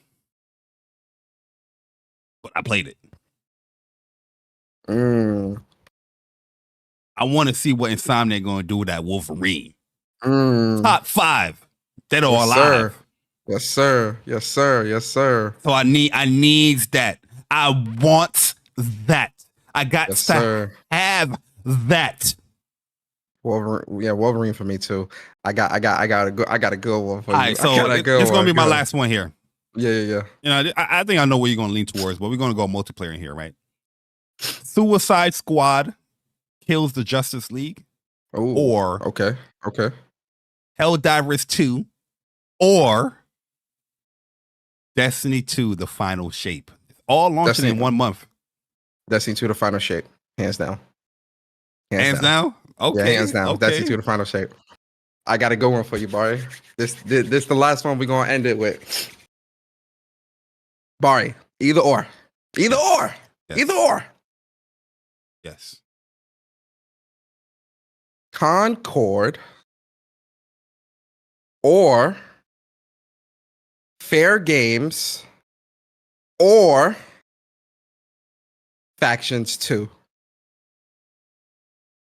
3 games we ain't see nothing of. We don't know nothing. Except for Fair Games. We know a little bit of something, but we ain't seen no gameplay. I need that Last of Us, my boy. I need that Factions, my boy. Yes, sir. Yes, sir. One thing people don't understand, and what people don't get it. When it comes to that Last of Us gameplay, we get down and dirty. You know what I mean? We get down and dirty in that game. And I needs that. I need to see what they're gonna do with that. I enjoy the Factions game. You know what I mean? And I want to see what's going on with that. I am interested in that Concord, but I don't know about that one, man. I think Fair Games did a pretty good job on that teaser. You know what I mean? Trying to, get you interested in the game. So I'm more interested in Fair Games, but I'm interested in Concord due to the developers behind that. You know what I mean? But that first reveal or that first teaser was not it. Fair Games did a much better job. I was like, okay, this looks interesting. Another take on like Payday, but looks like it's going to be more speedy and more arcadey. You know what I mean? But I'll ask this last one, Persona, and we get up out of it. This not have nothing to do with 2024. This is just gauging your opinions and how you feeling. Okay. So either or. And chat, you can participate. This is the last one before we give you a platinum trophy. PlayStation 5 Pro or a PlayStation Portable / Vita 2. Either or. Oh shit. Oh, you playing around now. Now you want to go to the handheld or you want to go to the console. Either or. You playing dirty. You playing real dirty.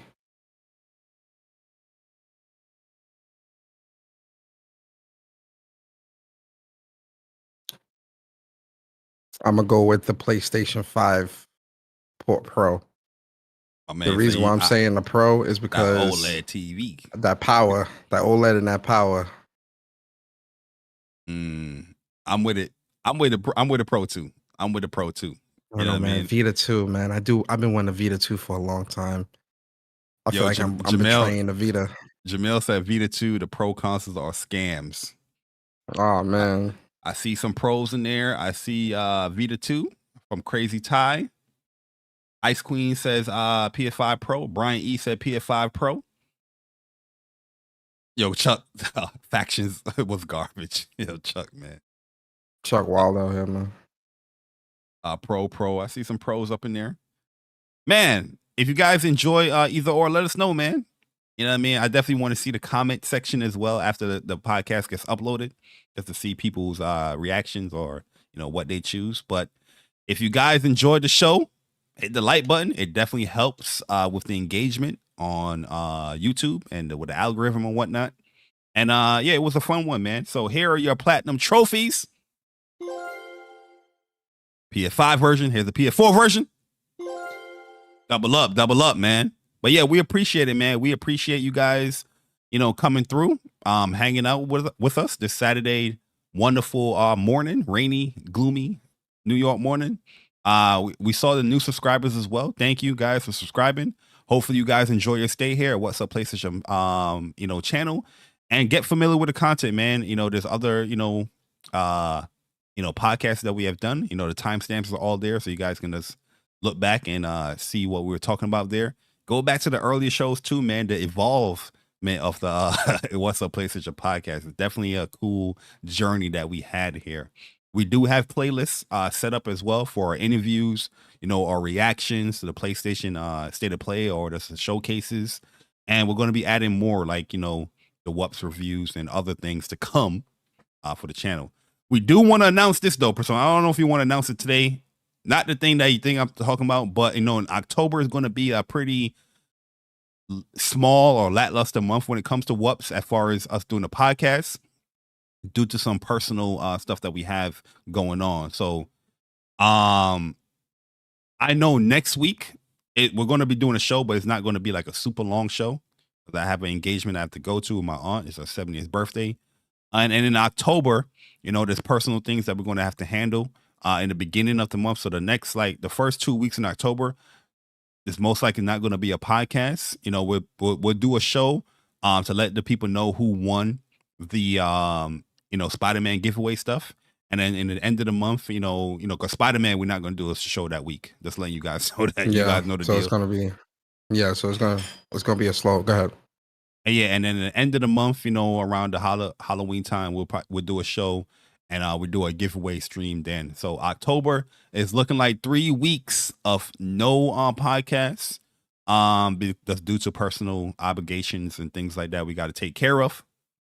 But for those people that are participating within the Spider-Man challenge to do the giveaway, we will be doing a stream, going over the videos and stuff like that for that. So so hopefully you guys participate with that. Remember, just type in WUPS combo within your Spider-Man upload from 2018 or Miles Morales, and we'll pick the 2 winners off the show. So we just want to let you guys know that. Yo, Thrash, what's good, bro? Shout out to my man King Thrash in the building. Just want to let you guys know that, so you guys are aware, and we're just being completely transparent when it comes to October. It's crazy times, man. Busy times. So just want to let you guys know that. And you guys know when it comes to gaming, that's the priority before doing a podcast. So a big game like Spider-Man, we want to, play that weekend. Yep. But Persona, man, if things change, we'll definitely, let the people know and whatnot. So yeah, for sure. We'll update you guys for sure. And what's going to be happening. But Persona, yo, hit us with your outro. Let the people know where they can find you, what you're doing. Yes, sir. Yeah, man. So first off, man, big shout out to everybody that came through today to check out What's Up PlayStation Podcast live. And also anybody that's going to stop by later and listen to the show and listen to the upload. We appreciate you guys. Shout out to the WUPS community, the WUPS Nation members, and any new people who found us for the first time. We appreciate you stopping by our channel. We hope you enjoyed your stay, and hopefully we earned your like and subscribe. With me, man, I am Persona. Game with Persona is my YouTube channel. You can also follow me on Twitter at Persona Speaks.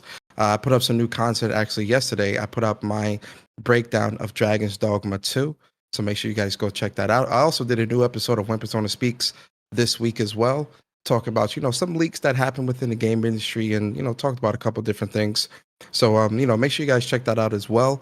The next bit of content that's coming to my channel, I'm actually going to start posting up the rest of these boss fights for Sea of Stars.